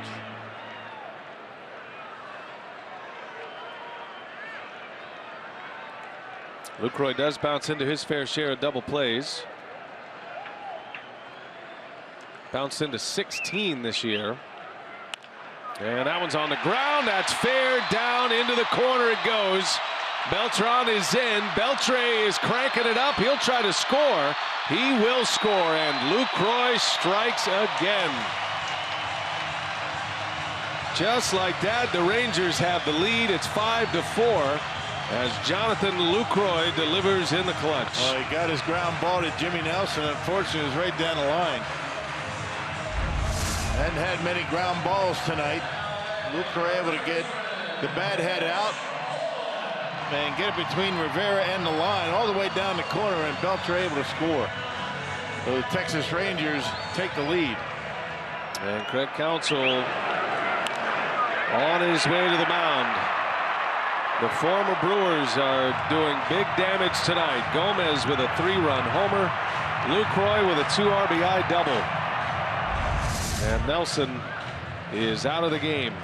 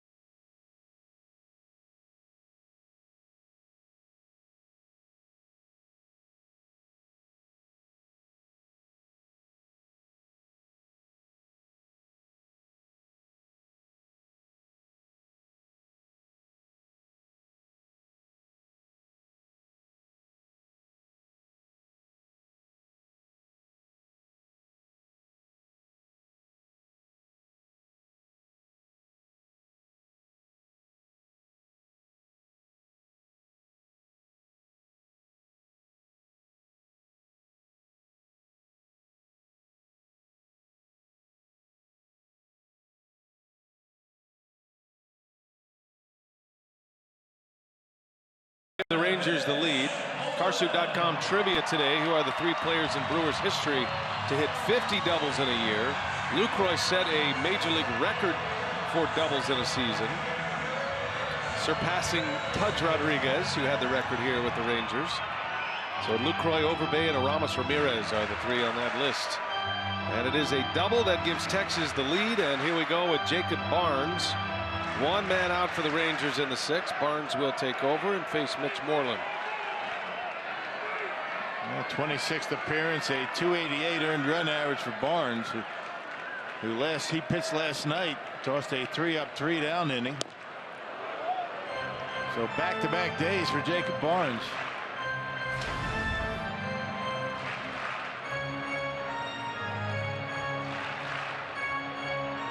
You could see the wheels spinning for Craig Counsell.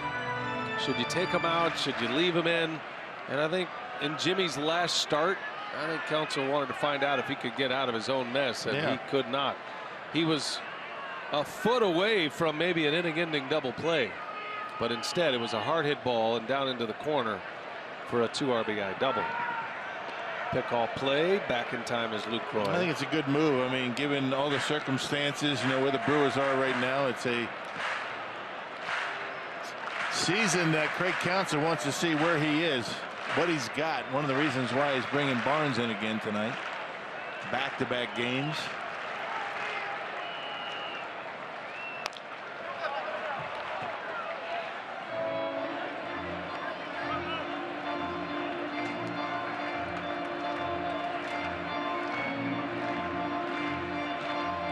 Barnes has certainly shown signs of greatness.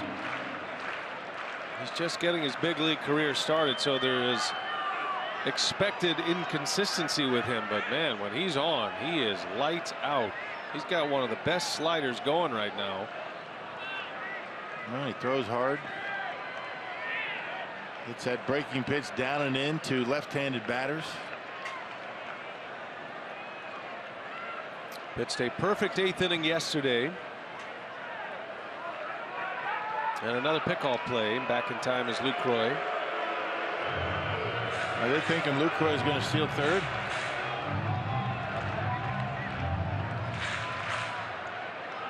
I think they're mostly trying to embarrass him in some way. Lucroy pick him off with a very short lead.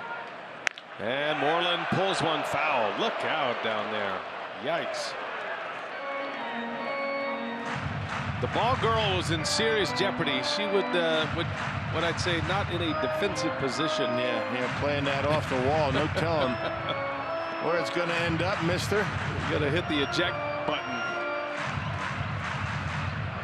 I don't blame her. I think that's what that gentleman was telling you. You got to get out of there. Don't try and catch that. Moreland, a base hit. Lucroy around third. He's going to run through a stop sign to throw to the plate, the tag, and out at home. Well, I think the Rangers are going to try and take a look and see if Pena was blocking home plate. Collision at the plate. Everybody all right, but this is certainly something that Bannister will want to find out. It looked like Pena was in front of home plate before he had the baseball.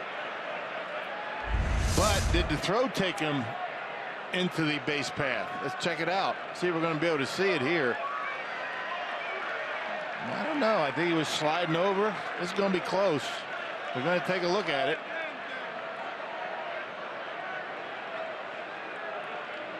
Ball clearly beats him. Lucroy, being a catcher, knows the rule all too well. That's a heck of a pick by Manny Pena. That was a tough throw to handle. He's able to get the out. But the question is, as far as the umpires in New York are concerned, did he have the ball when he was blocking off home plate? It's going to be close. Now the rule states a throw. There's a gray area there with a catcher. If a throw takes you into the running lane, then that's legitimate, but you have to give the runner a lane. And this will be what they're trying to determine. It's out of the hands of these two. They're on the headsets to the umpires in New York at the replay center in Chelsea.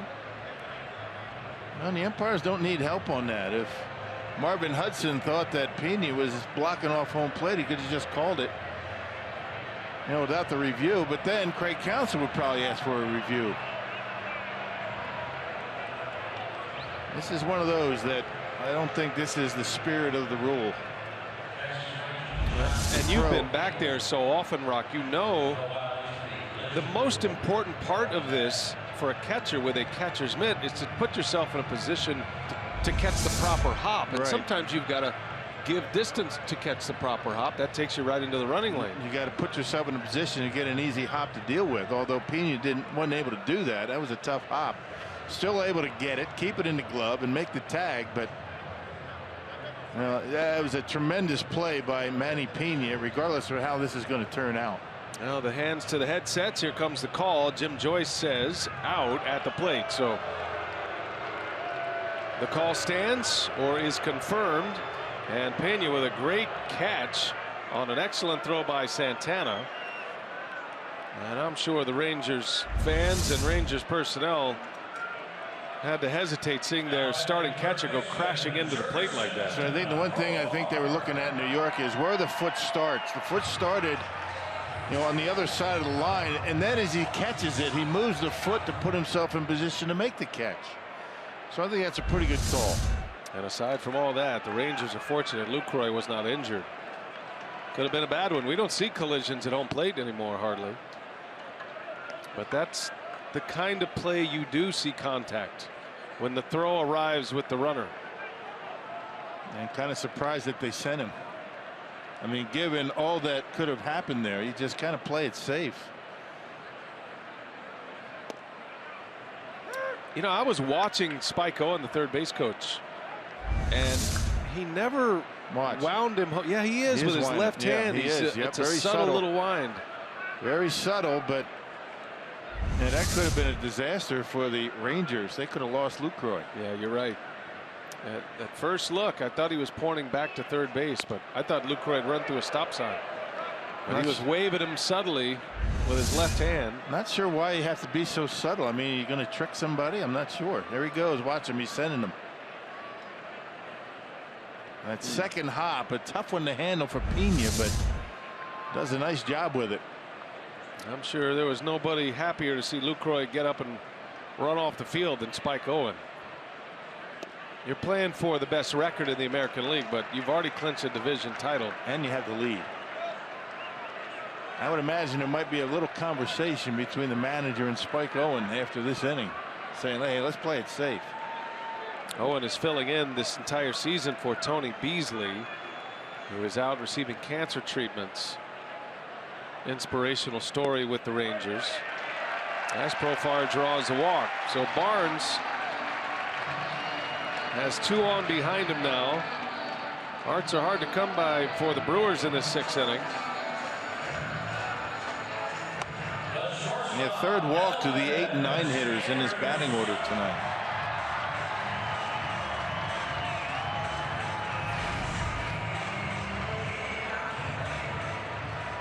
Of course, your 8 and 9 hitters are much better hitters in the American League than in National League.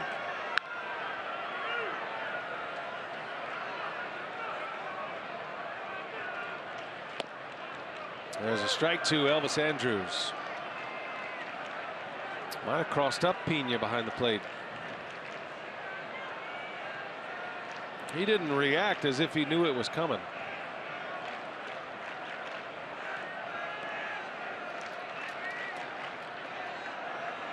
Barnes knows he's got a dangerous hitter at the plate with runners in scoring position. Andrus is second in the American League with a .380 batting average with runners in scoring position.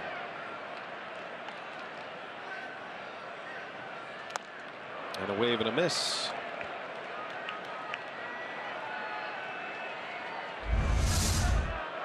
Tremendous breaking pitch by Barnes. His best pitch.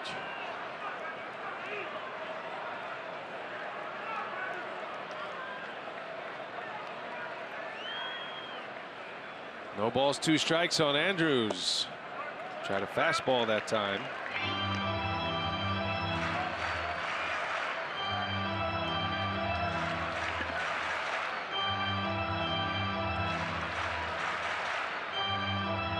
Only Coco Crisp had a higher runners in scoring position average, but I think his at-bats have knocked him off the list for now. He was hitting .397. There's a swing and a miss. He struck him out, and Andrews wondering what that was. Barnes with a nasty pitch to get the out. And the slider gets him. Inning is over, but the Rangers get 2, and they lead it.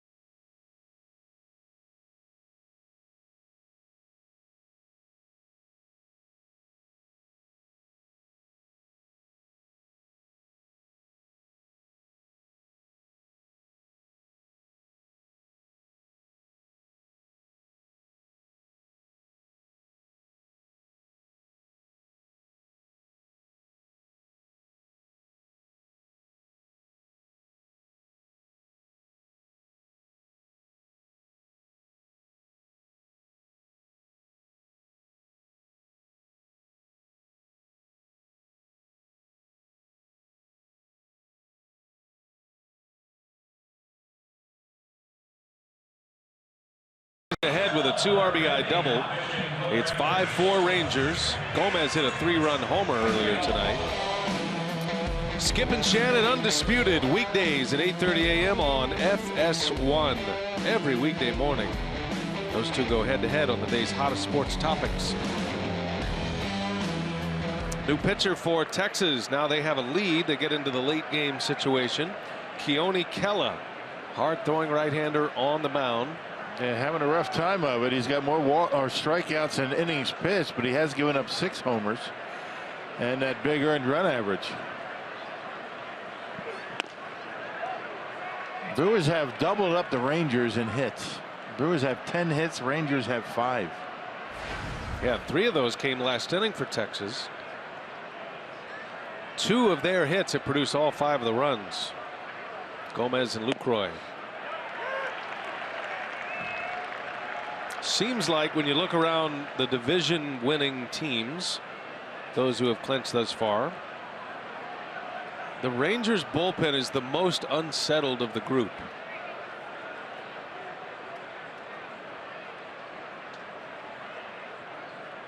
That's why Jeremy Jeffress outing last night, to get him back in the mix, could be big for them as Carter swings and misses. And you know, pitching is the most important thing in the postseason. The Rangers have struggled most of the year. 3rd worst earned run average in the American League.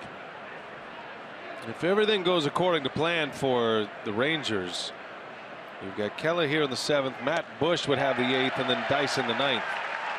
And Carter strikes out to start the inning. Domingo Santana.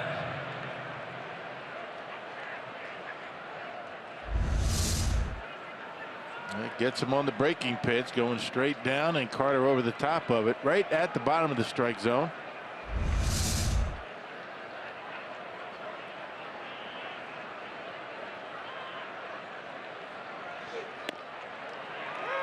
Well, aside from the high ERA for Kela, as he gets strike 1 in there on Domingo Santana, he's been pitching well lately. Scoreless in 9 of his last 11. His ERA has actually dropped an entire run.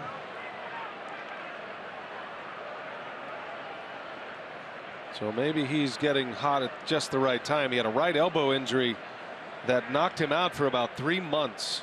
Had surgery to remove a bone spur in April. He came back mid-July. Came off the 60-day DL.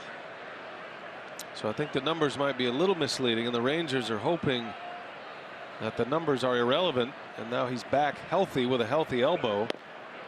And you can see with that kind of fastball, he could make a difference.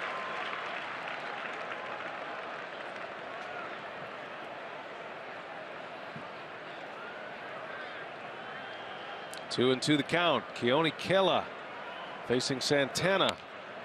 And he jammed him, fouls it away.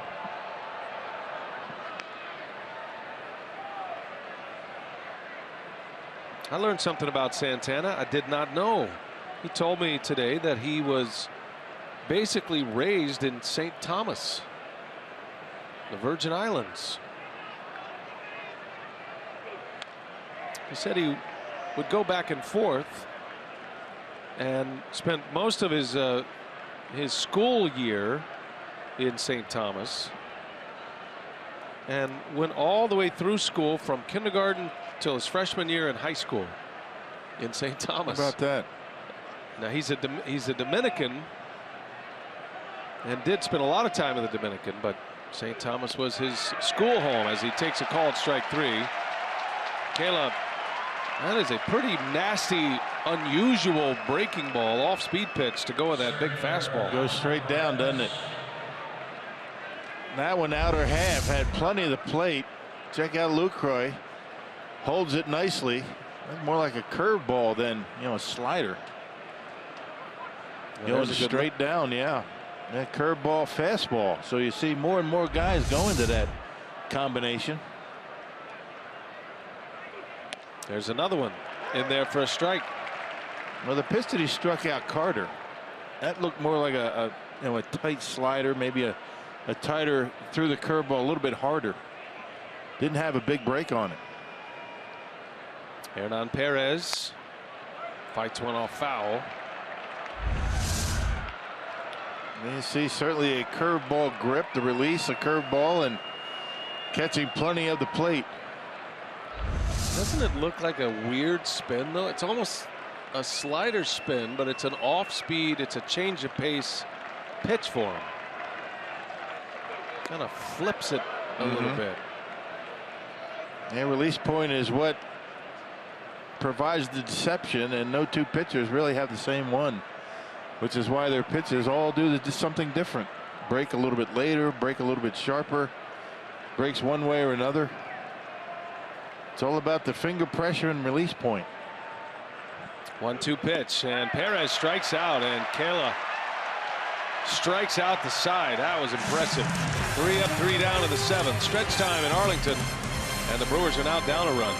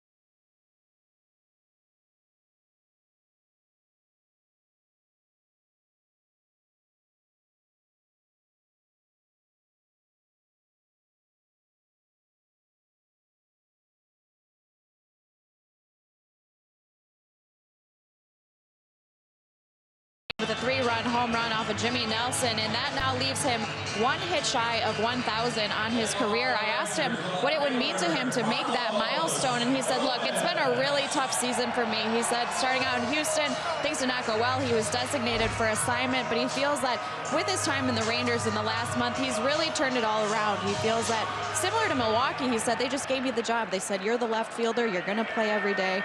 Feels like he got back to himself, and he said, if I get 1,000 hits, it just means I've been doing my job well for a long time. So he certainly wants to finish this season hard and help the Rangers move into the postseason. Carlos Gomez is certainly one of those players that the phrase applies: to get love, you have to give love. And when he feels loved, he usually produces. Right. And the Brewers were certainly in that category when they brought him over from the Twins in the J.J. Hardy deal. And he caught lightning in a bottle. Was an all-star, multiple-time all-star. Was a starter. Got voted in as a starter one year. Was a Gold Glove Award winner. Just a great presence in Milwaukee. Still a fan favorite there. And when he's playing well and he's feeling good about himself, I mean, he's a difference maker in that lineup in a lot of different ways. We saw it in Milwaukee. Wow, and he leans into one. That's a foul ball. Right in on the hands. Jan Marinez is in the pitch. Nelson started 5 1/3, gives up 5 earned runs, on the hook for his 16th loss of the year. Barnes finished the inning, and now Marinez for the 7th. He's given up only 2 earned runs, has Marinez in his last 14 appearances. Last pitched on Sunday against the Reds.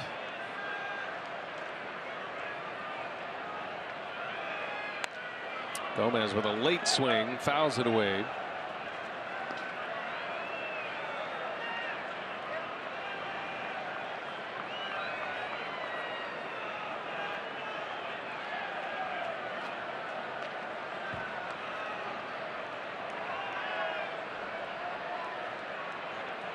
No balls, 2 strikes to Gomez.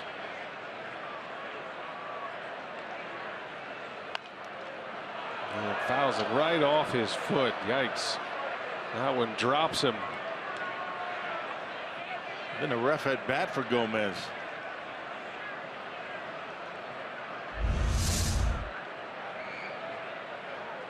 That fastball in, and he pounds it right off the inside of his leg. Ouch. Those are the ones where you wish you hit it off your foot. He just grabbed at his right thigh. That's his back leg, high up on the thigh. I think that's where it first made contact.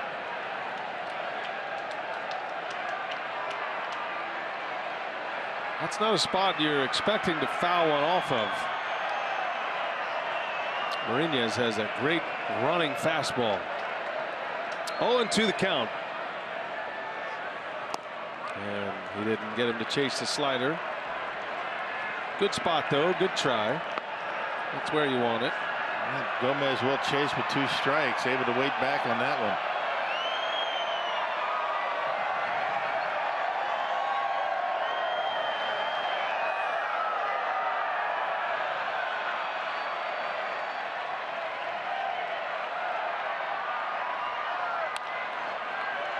That's a fair ball. Long throw. Rivera pulls Carter off the bag.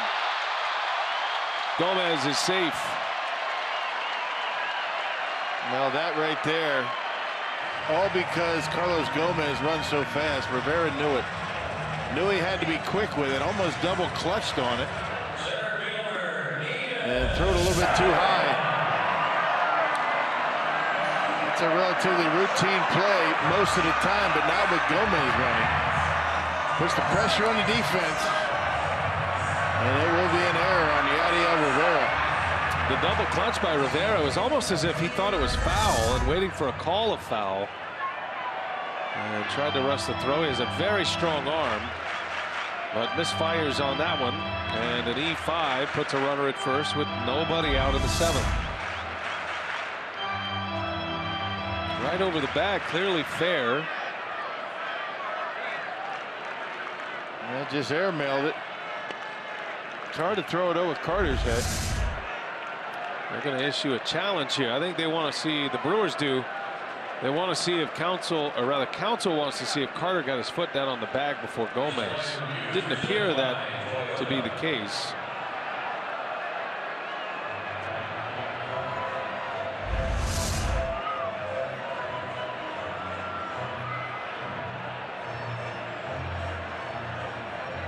My goodness, that's about as close as you can get. I can't see anything there that's enough evidence to overturn it. So that was a quick ruling right there. It didn't take long, but you know, a good gamble for Counsell. Maybe you get lucky, you never know. But I mean, that's a leadoff base runner right there. The top of the order's up, and Gomez runs like the wind.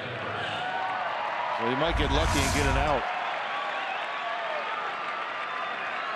Yeah, it looked like Gomez beat it, but by an eyelash. So it's Desmond now, man on, nobody out. Gomez, you figure, would be on the move here. Probably like to steal second base.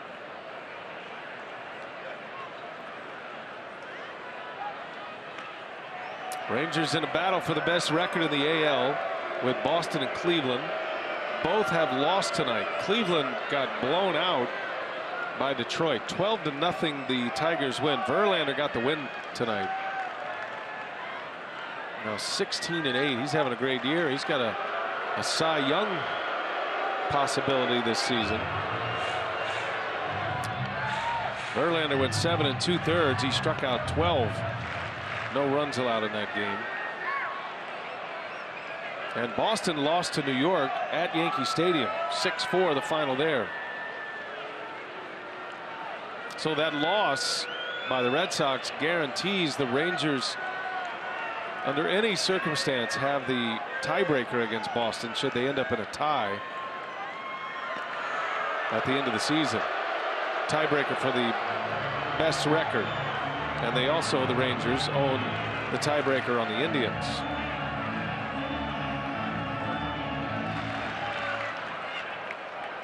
So a Ranger win tonight puts them back in the lead for the best record without the tiebreakers.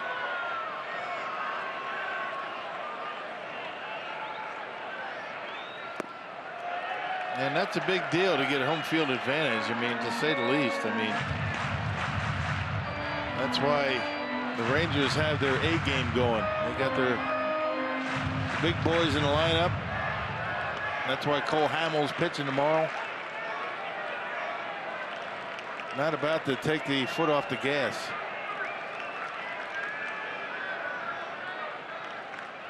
Want to know to Desmond. John Marinia is looking for a ground ball. Up and in it goes. They may be too worried about Gomez at first. He's trying to be too quick to the plate. Rushing his delivery, arm drags, and you miss up and in. Both pitches missed about the same spot.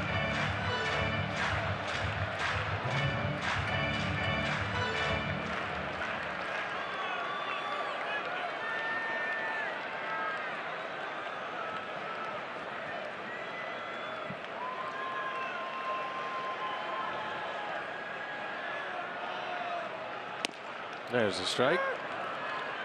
By the way, speaking of Boston, their magic number is still 1. They lost today, as I mentioned. Toronto won tonight. They beat Baltimore. A 5-1 final there. So the Red Sox, hoping to spray the champagne tonight, have to wait another day for that. Big swing by Desmond. 2-2 the count. A good pitch down and in. He's got some good movement going. Able to collect himself after trying to be a little bit too quick to the plate. Now he's got the count even. Desmond's 0 for 3. Lined out in the 5th. Hit it sharply to right. Gomez at first, takes off, and the pitch is inside. Throw to second. The tag is in time. Gomez is caught stealing. Great catch and tag by VR. So quick to the base. Man, he's impressive. I like Manny Pena. I mean, you like his game the more you see him. You know, when he came up, everybody said he's going to hit. He needs to work on his defense, but I think his defense is pretty good. It looks like they got him. That'll be quick for the Rangers to decide. There's the tag. I mean, clearly by a foot. Made a nice play on a tag out at home and threw out a base runner. And he hit a homer tonight. Now a 3-2 to Desmond. I imagine he's got himself. He worked himself right into the wheel for next spring. Yeah, I think you're right. He looks good. The Brewers did make a trade for Andrew Susac, the Will Smith deal. And I think most thought that Susac would come right to the big leagues. But because Pena had such a good year at AAA, the Brewers felt like he deserved the shot first. So they sent Susac to AAA, brought Pena to the big leagues. And he's been impressive. 7th pitch of the at-bat here against Desmond. Another 3-2 on the ground, ranging over Arcia, and it gets between he and VR for a base hit. It looked like that ball got right under his glove. That caught stealing looming large right now. Desmond with his first hit of the game. That'll be an infield hit. And check it out. They haven't played the pull. Right under the glove and into center field. Just couldn't get down enough. I mean, he was busting it up the middle. Just couldn't get down in time to make the catch. Runner on with one out. Here is Beltran now.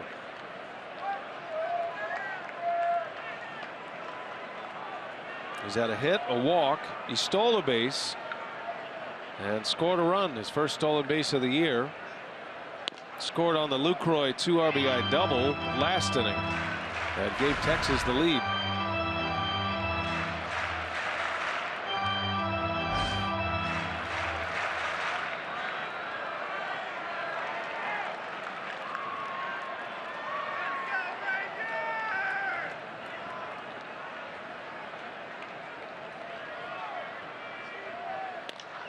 And that's going to slice fair. Base hit. Desmond on the run. Reed is over. They'll hold Desmond at third. It'll be a double for Beltran. And the Rangers are threatening again. Second and third. One man out in the 7th inning. Yeah, just stuck the bat out there on the pitch hit. It was probably about, what, 4 or 5 inches off the corner. Check this out. You know, Beltran, that wasn't even close. Able to get on top of it, dump it down the line. Some kind of plate coverage for Carlos Beltran.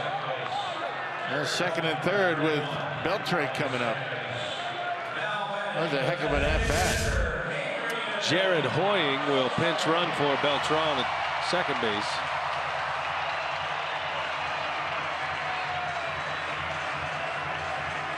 And Mariñez in the deep waters here in the 7th inning. Desmond at third, Hoying the pinch runner at second for Beltran.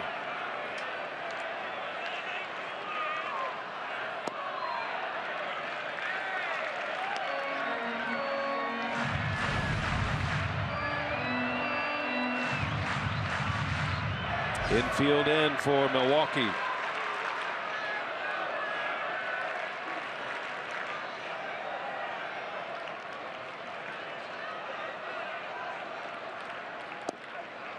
Outside.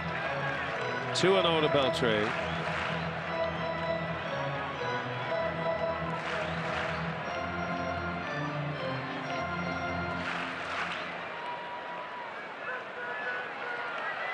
Dangerous pitch here for Mariñez.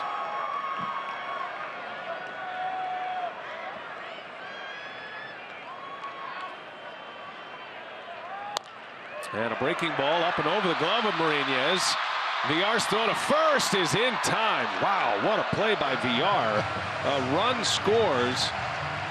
And it looked like the Brewers had no chance at an out, but Jonathan VR with an amazing play to get Beltran at first base. Boy, that throw could have easily ended up, you know, rattling around in foul territory because he had to get that baseball almost throwing it without looking.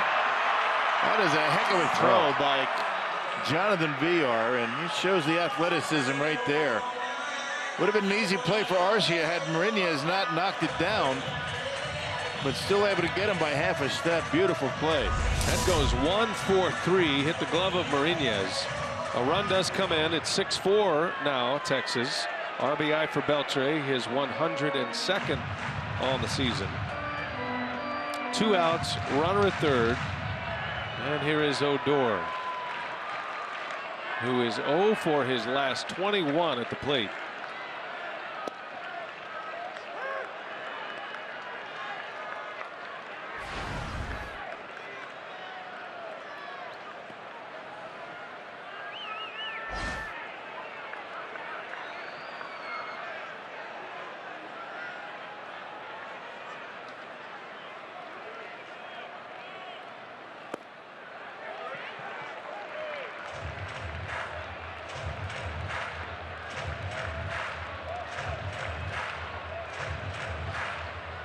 All that pine tar on the helmet of Odor. Boyer getting loose in the bullpen.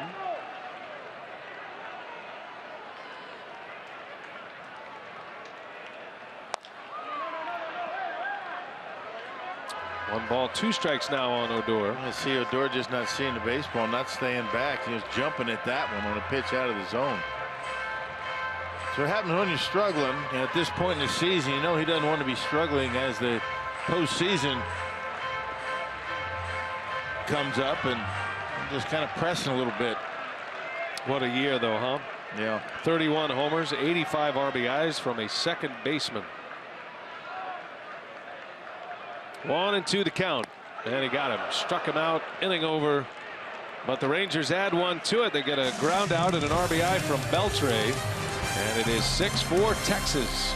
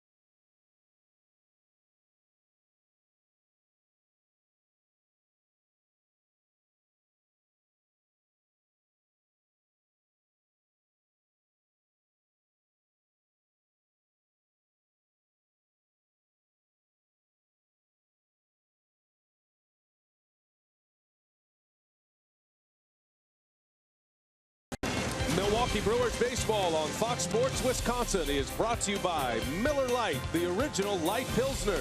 Cheers, it's Miller time. Hey, keep up with the Brew Crew wherever you are with MLB.com at bat, the official app of the Brewers.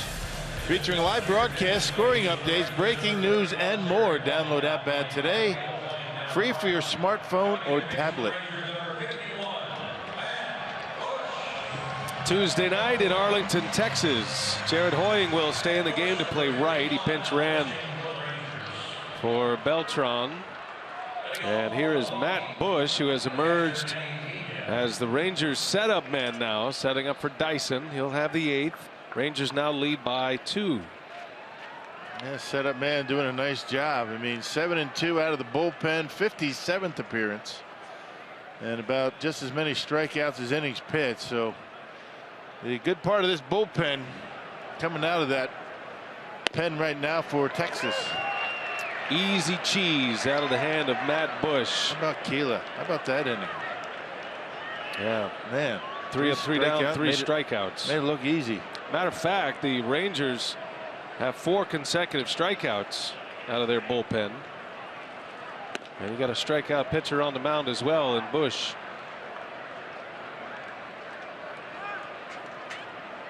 This is a hot pitcher going into the postseason as well. Former first-round draft pick. His story is well known. Just out of prison last year about this time. And the Rangers gave him a shot. His arm strength is still there. And Bush has been an impact pitcher. Now emerging as a late high leverage reliever for Texas. Many feel he could close. And a swing and a miss. 5 straight strikeouts to the Ranger bullpen. Yep, up and in at that velocity. Tough to get a bat on that pitch. Here it is, hit it, not messing around.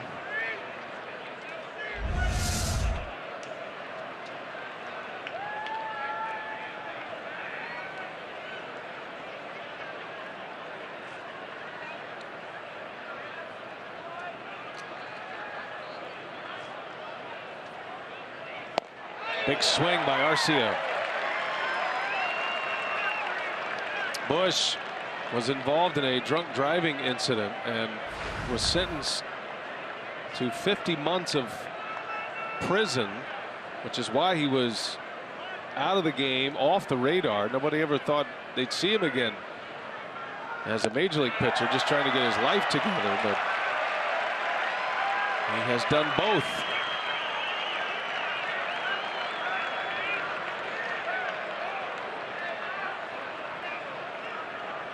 Well, you got an arm like that, you're going to get many chances, and hopefully he's learned his lesson. Just like Jeremy Jeffress.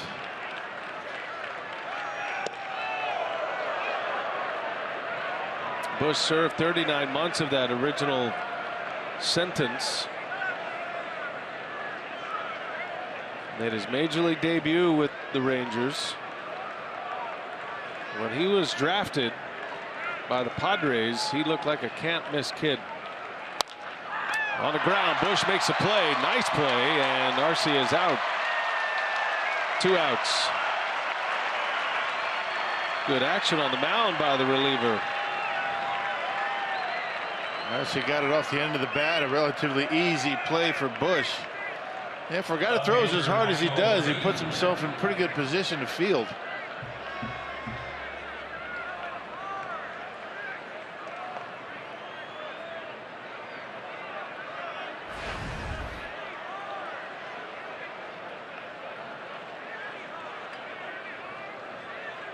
Here's Michael Reed now. 2 outs in the 8th. The Brewers have been retired 6 in a row at this point with 5 strikeouts. Their last hit was Villar's single. Villar then stole second base, his 60th stolen base of the year.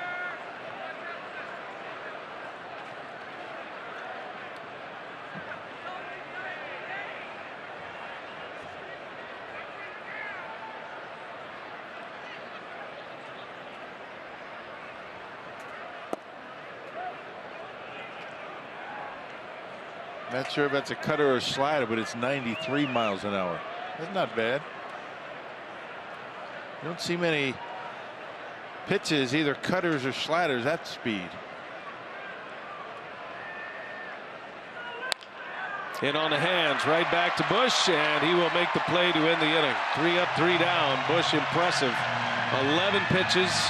Brewers go quietly in the 8th. Rangers coming up. They lead by 2 in Arlington.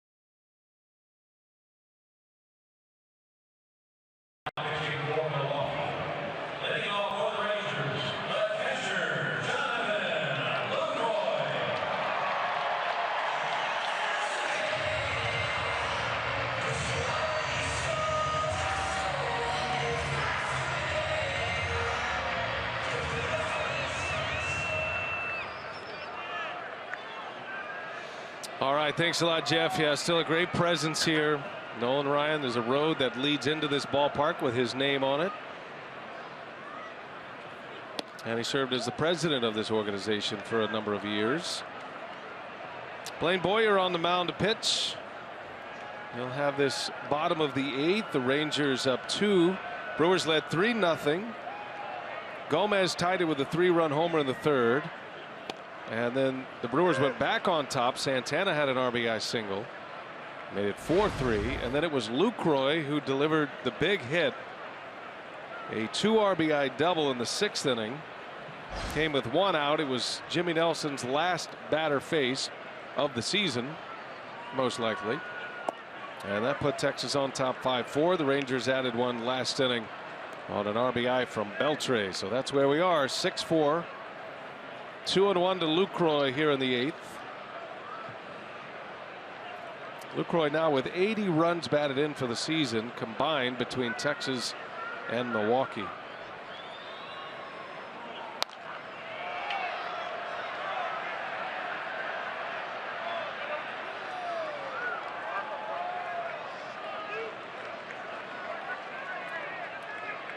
Just a tremendous hitter, hitting around 300. I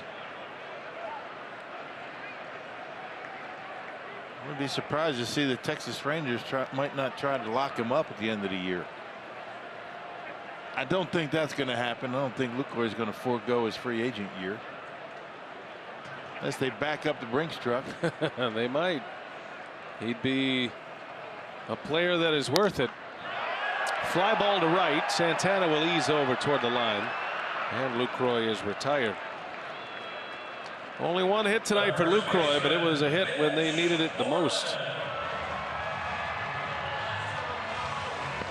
Rangers are going to have Cole Hamels pitch tomorrow. They did not announce that until this morning. They were waiting to see if Hamels wanted to pitch on his regular turn or pitch prior to his what will be his start in game 1 of the ALDS on regular rest. So at some point he's going to have to take a few extra days between starts. He decided to do that after his final start of the regular season tomorrow. VR with a nice play in the grass, and Moreland is out. Chase Anderson, hometown kid. He's from the Dallas area. And he'll be on the mound with a lot of friends and family in the stands, I'm sure. Facing Hamels. Chase 5-1 in his last 11 starts. He's been throwing the baseball well. Look at the numbers for Hamels, although Brewers have fared well against left-handed starters this year. Beat one last night. Brewers 30-18 against left-handed starters. I guess I should say in games started by lefties. Well, they had a win last night and lost a game against Brandon Finnegan, the starter of the Reds, on Sunday. But for a team sitting where the Brewers are with their record, that's a pretty impressive note, the success they've had against left-handed starting pitchers. But Cole Hamels is no ordinary left-handed starting pitcher.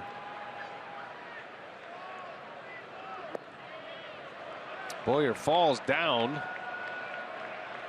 and says he's all right. Didn't look like he was all right, but a quick turn.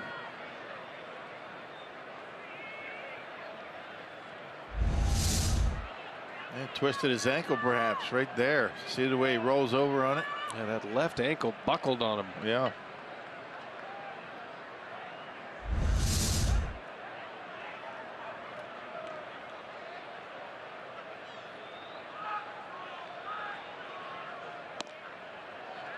There's a strike.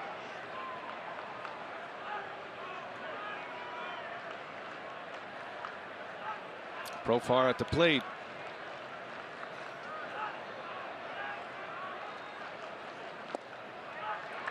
And Profar walks again, his 3rd walk of the game. 2-out walk for Boyer. And that'll bring Elvis Andrus to the plate.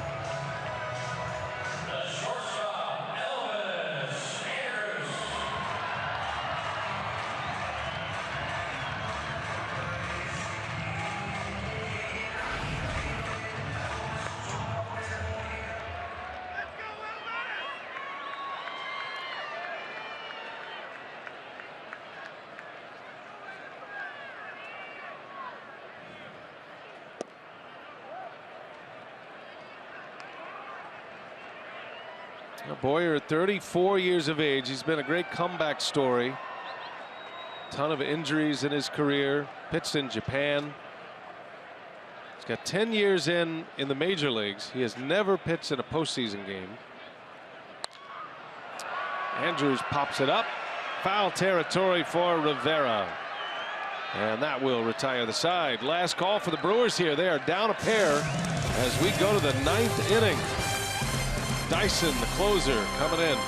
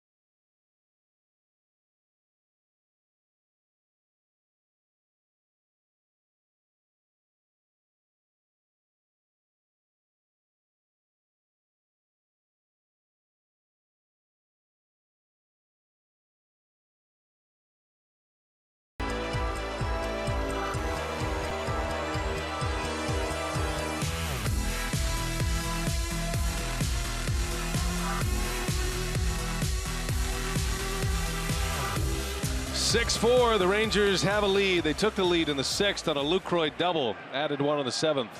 Our broadcast tonight presented by Potawatomi Hotel and Casino.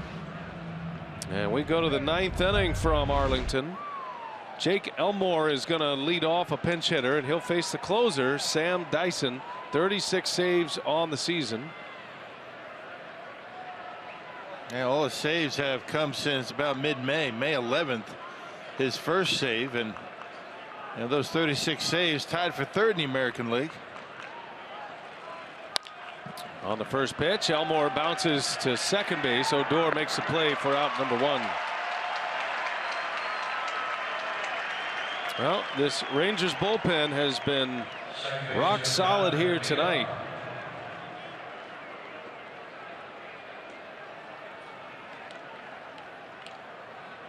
And here comes VR. VR has been great tonight. 2 hits and a walk.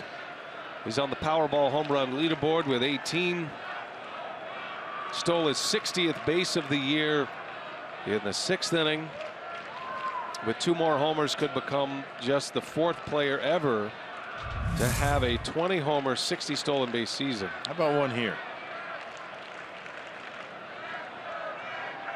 That would play just fine. VR tracks it all the way in. Brewers do need a base runner. Got the good part of the order coming up. Jeanette due next. Carter. Yeah, that's a guy you want to see up. Remember Ryan Braun available, or at least we think he's available. Out with a minor wrist injury, not in the lineup tonight. VR takes a strike. Dyson, not your overpowering closer. He has good velocity, but he's a sinker baller. He gets ground balls. Strikes out at about 7 per 9 innings.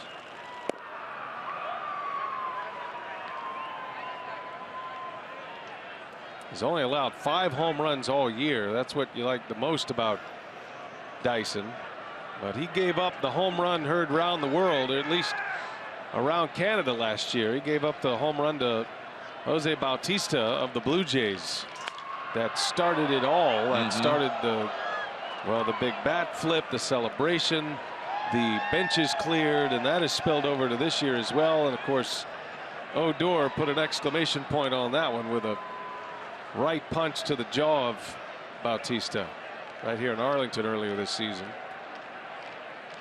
That Texas-Toronto division series is still realistic.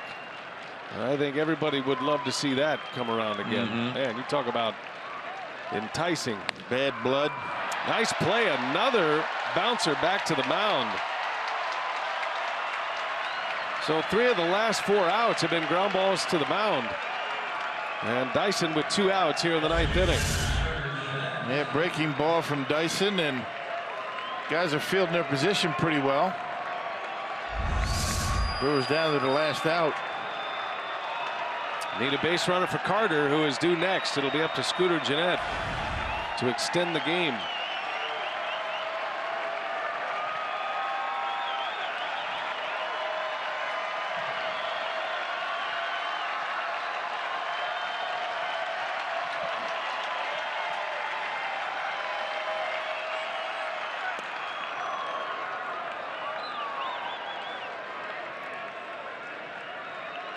Dyson had never been a closer in the big leagues until this season. Had 2 career saves, both for the Rangers last year. Coming into this year, 36 on the board, and he's an out away from 37.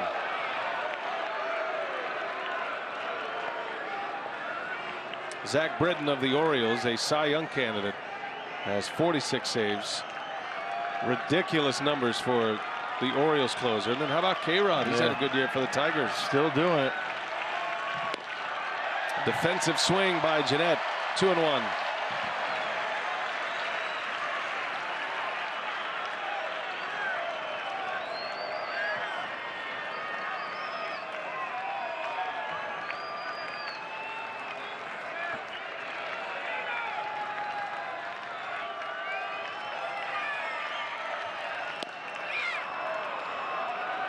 Any way on if you're Scooter Gennett to try to get the big fella up. Get up there, maybe get a shot at tying the game. Carter hit a 2-run home run in the first.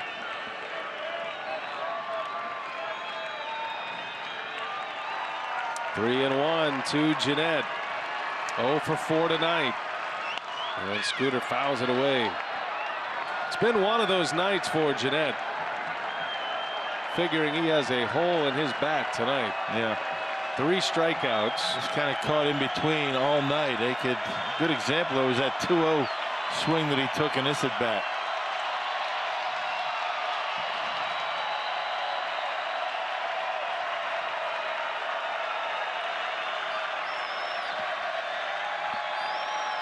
Full count. Dyson deals. Gennett bounces one. That is foul. Not by much. Count stays full. 3-2.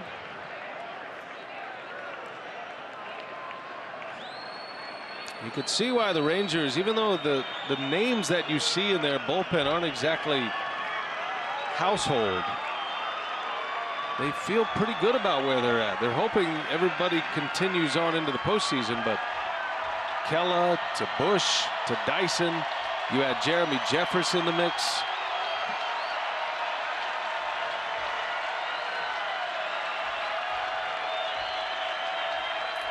Three-two.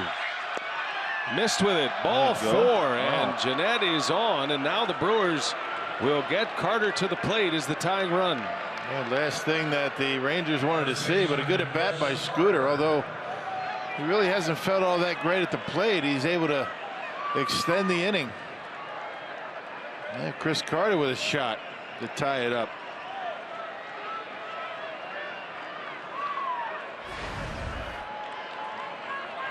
Carter hit number 39 in the first. One off the National League lead in homers. And a big swing by Carter. First inning, watch this flick of the wrist on a curveball, and it was out in a flash for Carter. Didn't even hit it all that well, I don't think. Yeah, a little bit out in front off the end, but he's strong enough. That's the home run story in the NL. Arenado leads the league with 40. And then there's Bryant and Carter.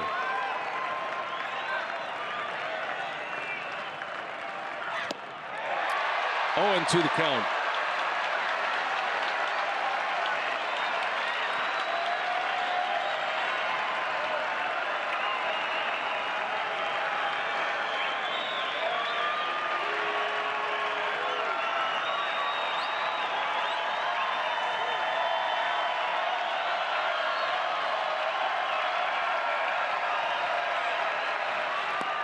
He didn't bite that time. 1-2 to Carter. 2 hits tonight for Chris. After that homer, he singled in the 3rd inning. Was intentionally walked in the 5th.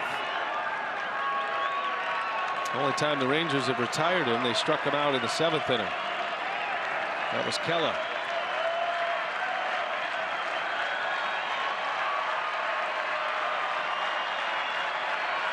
Tying run at the plate. Jeanette goes. Carter takes a ball, and Jeanette will ease into second base. Run doesn't mean anything to the Rangers. They were happy to let Jeanette run there, not even holding him on. And Lucroy getting the sign straight now that there's a runner at second. Dyson did blow a save against the Astros just a couple of weeks ago in Houston. Gave up a home run in that game. One of his 5 blown saves. Well, let's see if he hangs one of these curveballs and Carter can hit another one out.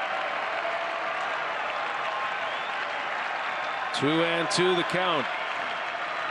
2 outs in the 9th. Here it comes. And Carter takes a ball. 3-2 now.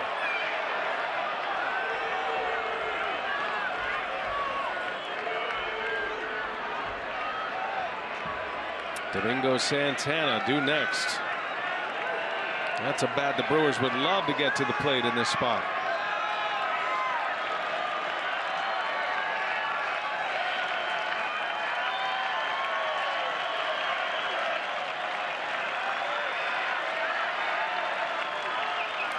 Payoff pitch coming. And Carter fouls it away. Just got a piece. A good sink on that fastball at 95, and Carter just able to get enough of it to stay alive. Right at the bottom of the strike zone. Not too close to take.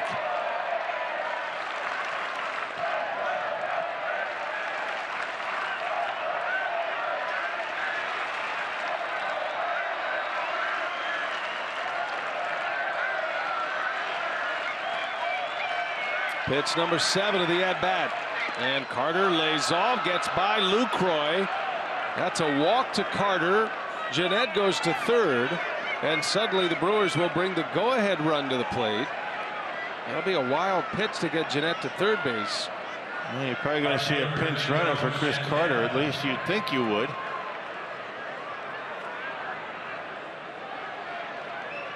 Well, maybe not.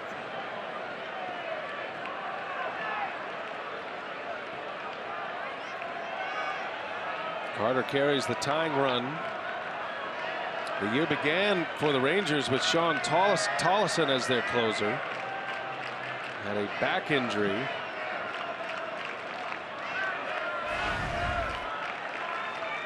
And Dyson, who always gives him a wild ride, is in all kind of trouble here with 2 outs. Here is Santana.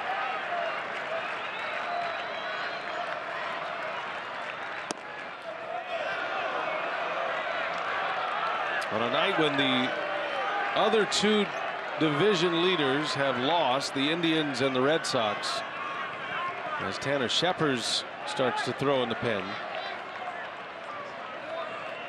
Brewers are trying to hand the same fate to Texas. The 1-0 pitch. Outside, ball 2.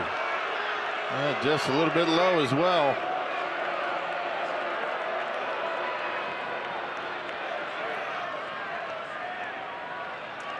Dyson thought he had a strike.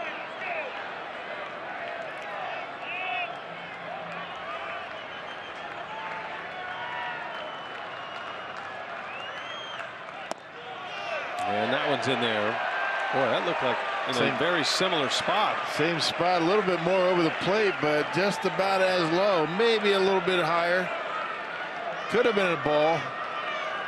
Santana shaking his head. Tying run at first.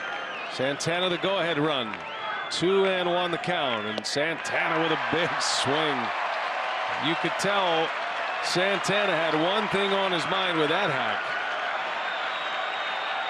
And now the Brewers again down to their last strike, the third consecutive batter down to their last strike.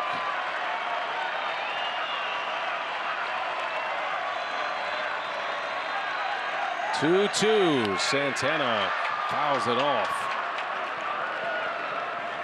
Well, this has been hard work for Dyson. 25 pitches in the inning. Yeah, that's the last thing that the Rangers wanted to see was Dyson coming in here with a 2-run lead, throwing all these pitches.